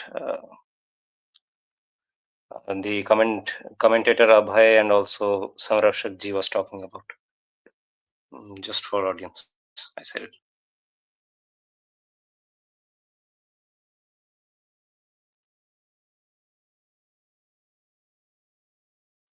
Okay. So I think anybody has anything else to say before? I think we have covered almost everything that was there. But we also taken the I had questions and the something to comments say. as well. Go ahead. Yeah, so Bijidda, from where would you like to start the discussion on uh, Western political theory? That what western that what western political theory ये तो इसी में discuss कर रहे हैं मतलब हम western political theory is basically it starts with this Judaism and क्रिश्चियनिज्म right so western political theory तो हमने लगभग डिस्कस कर लिया है no no no अभी no तो no, Indian not that not Uh, that no. from Greek also you discussed, right? Yeah, that's the one. Yeah, can we do that? कौन सा मुझे समझ में नहीं आया क्या हुआ From Greek So from the Greek, tradition also we can take up some political theory because अच्छा Plato, अच्छा अच्छा Socrates, oh I see so the classical yeah, not canonical but the classical western construct of political yeah, theory yeah. हाँ basically यार वो ancient actually Greece, कर सकते हैं Plato's their Republic political and all theory, those and books Rome also, because Rome वो also had करेंगे ठीक quite है a इसी lot of इसी में रखेंगे political फिर इसी में रखेंगे theory. Yeah. Right Because what वो has करेंगे happened now, Bijidda, I've seen some of the right wingers in Britain who are also racists. They like to quote Aristotle a lot right now to suggest that they were the epitome of wisdom and so on. So maybe we could discuss from there as well. Exactly exactly उनकी क्या बोलते हैं हेगड़ियां निकालनी होगी नहीं ये डीअब्रामाइजेशन is decolonisation इसी lecture को तो नेक्स्ट लेक्चर इसको नेक्स्ट एपिसोड में भी कंटिन्यू करेंगे क्योंकि बहुत कुछ रहना मतलब बोलना रह गया अभी तो नेक्स्ट भी इसी पे करेंगे 1-1.5 घंटे का और लगेगा मिनिमम True, like फिर I think yeah, like Bijita, बताओ I was saying ki, so like can we make a certain progression ki like जैसे Ninar, I think you can comment on it as well ki Yeah. first So we start with what I was thinking, so I think what Rishi is meaning to say is that we start with Greek and Roman thing, and we merge it into how Constantine and the Christians began taking over the state and applying their political theory. Okay That will make right sense, right? absolutely. Right right या वो करते हैं it will be Hmm. Good point right right right ये भी करते हैं ये भी रखते हैं Because basically, Uh, they first he overtook the existing state, right? In the not Greek only and that the यार Polish. जब पोस्ट क्या बोलते हैं एनलाइटेनमेंट जो एनलाइटेनमेंट या रेनेसा फिलोसोफर जो थे वो भी बेसिकली वहीं से लिए Aha, थे आइडिया उठाए थे Aristotle Hmm. and even Like Aquinas and all Catholic right philosophers, right they were basically all borrowing Aristotle's books. Exactly and then uh, we can maybe and go then Ninar can speak on it much more like John Locke, Montesquieu, Rousseau, and then till Marx. That right is still Can, later, but yeah, first we have to cover Greek, यार फिर Rome, actually उसी पे and अलग lecture series Christianization. बन सकता है western political theory yeah, and from then there we then we can can end with counter. communism. That is, what were the no roots of will and with communism? Donald Trump Groyperism Yeah, yeah. Donald Trump. That's also No, you can end with there is still ideologies going on. Like you heard of Peter Thiel, Curtis Yarvin, and all. They have all the kind of Western ideologies going on. हाँ वो तो neo neo Yeah, I don't know neo fascism या tech fascism जिसे बोलते हैं, techno fascism. Yeah, Tech, yeah, no, it's called basically. techno Dada, feudalism. you can Neo-feudalism. Ah, do something to piss your public off. That is, you start talking about libertarianism. It's going to really Oh, hurt some people here. Right. हाँ, वो cover कर सकते हैं actually. उसका अलग series बना सकते हैं यार हम लोग. तो बेसिकली यहाँ पे एक दो लेक्चर उस पे रखेंगे, फिर एक लेक्चर सीरीज उसके बेसिस पे फिर बना, क्योंकि इंडियन पॉलिटिकल थियोरी तो फिर क्रिश्चियनिज्म का जो लेक्चर किया हमने, उसी से ये इंडियन पॉलिटिकल थियोरी निकला फिर, क्योंकि योया का जो कमेंट था उसको उसके साथ हम लोग पंच कर रहे हैं क्रिश्चियनिज्म के, तो ये निकल रहा है Abrahamic history of true, centricity, ये सब जो नैरेटिव है. फिर अब यहाँ true. से फिर इंडियन पॉलिटिकल थियरी जब बना देंगे, वहां से फिर जज करेंगे वेस्टर्न पॉलिटिकल थियरी को, तो फिर और आसान हो जाएगा चीजों को. Yep. तो यहाँ पे एक दो एपिसोड रखेंगे, फिर उसके बेसिस पे तीसरा लेक्चर सीरीज बना देते हैं, मजा आएगा. And then I I am think this requesting you will be guys a कि very good. हाँ, लेक्चर सीरीज Uh, क्योंकि चल रहा है ना, तो हम लोग इसी के बेसिस पे बुक लिख सकते हैं. मैं तो this will क्रिश्चियनिज्म वाला जो, हाँ. this will be a very good imitation of. It's not really imitation, but a great manifestation of our tradition of Purva Paksha and Uttar Paksha. हाँ That is, हाँ we हाँ. are doing a Purva Paksha of Western political theory, and then we are coming up with our response and giving our right perspective on that. Right right right. मजा आएगा बहुत. absolutely. तो हम लोग फिर सब मिलके ना इसको इसको बुक का एक आकार दे सकते हैं, इंडियन पॉलिटिकल थियरी, Hmm. क्योंकि इंडियन पॉलिटिकल थियरी इसी लेक्चर सीरीज से ही मैं बुक लिखूंगा, और फिर उसी से वेस्टर्न पॉलिटिकल थियरी का भी एक बुक तो हम सब मिलके निकाल सकते हैं एक्चुअली एक दो book. True, true. I mean, today we set the framework, and then we can take it up exactly. from here. Right right. But it's also such a vast topic, because earlier also Oh people have yeah. written on it. Because, like P.V. Kande is there, he writes History of Dharma Shastras. In the entire book, there in 5 volumes of his work, there are so many references to how a political system is supposed to work according to the हाँ, तो Dharma उनको Shastras. Coat करेंगे ना, उनको coat करेंगे, उनको reference में रखेंगे, बिल्कुल बिल्कुल ऐसी बात करेंगे. नहीं है. Absolutely.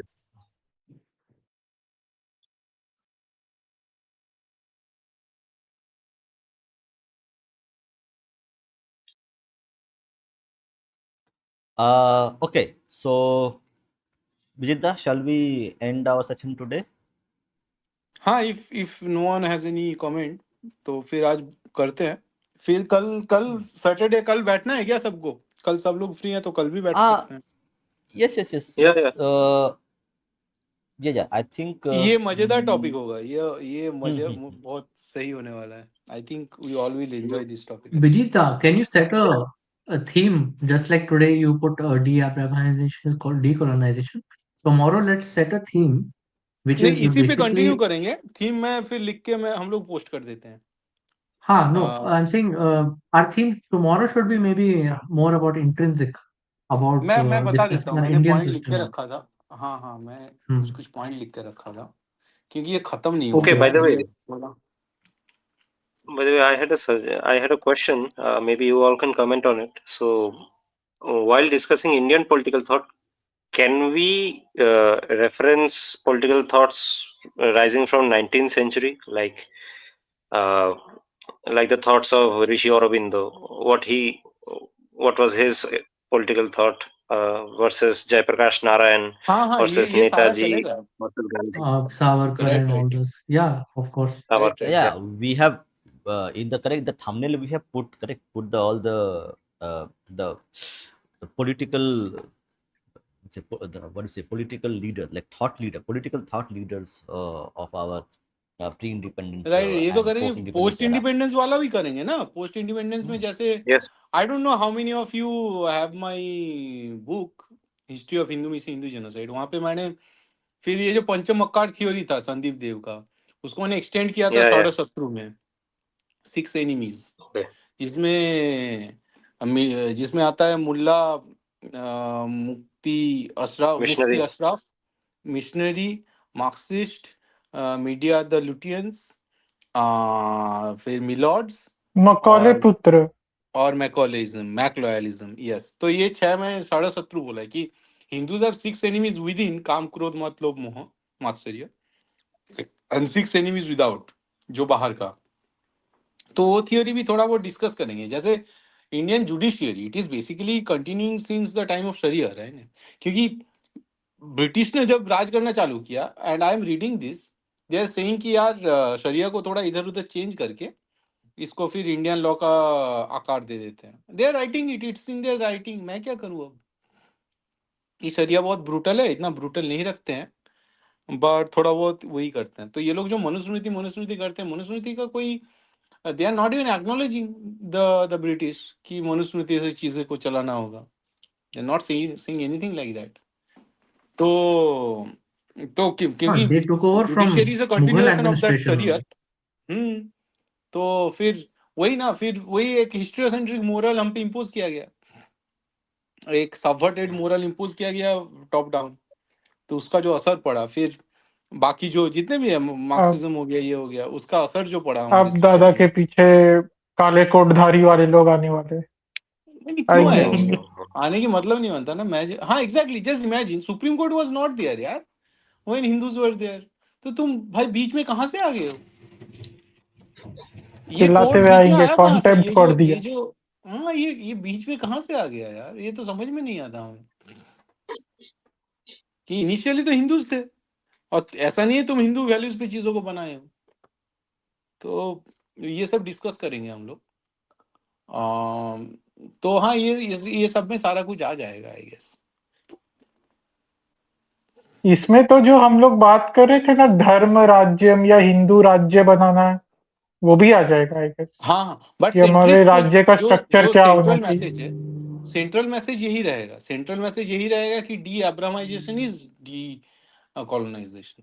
हमें डी कॉलोनाइज करना होगा, हमें एक इंडियन पॉलिटिकल थियरी ऐसा लाना होगा which will be decolonized, and it can only be decolonized only if it is deabrahamized. मतलब मैंने ये नैरेटिव सोच के रखा है, तो दिमाग में ये लेके मैं चलूंगा फिर।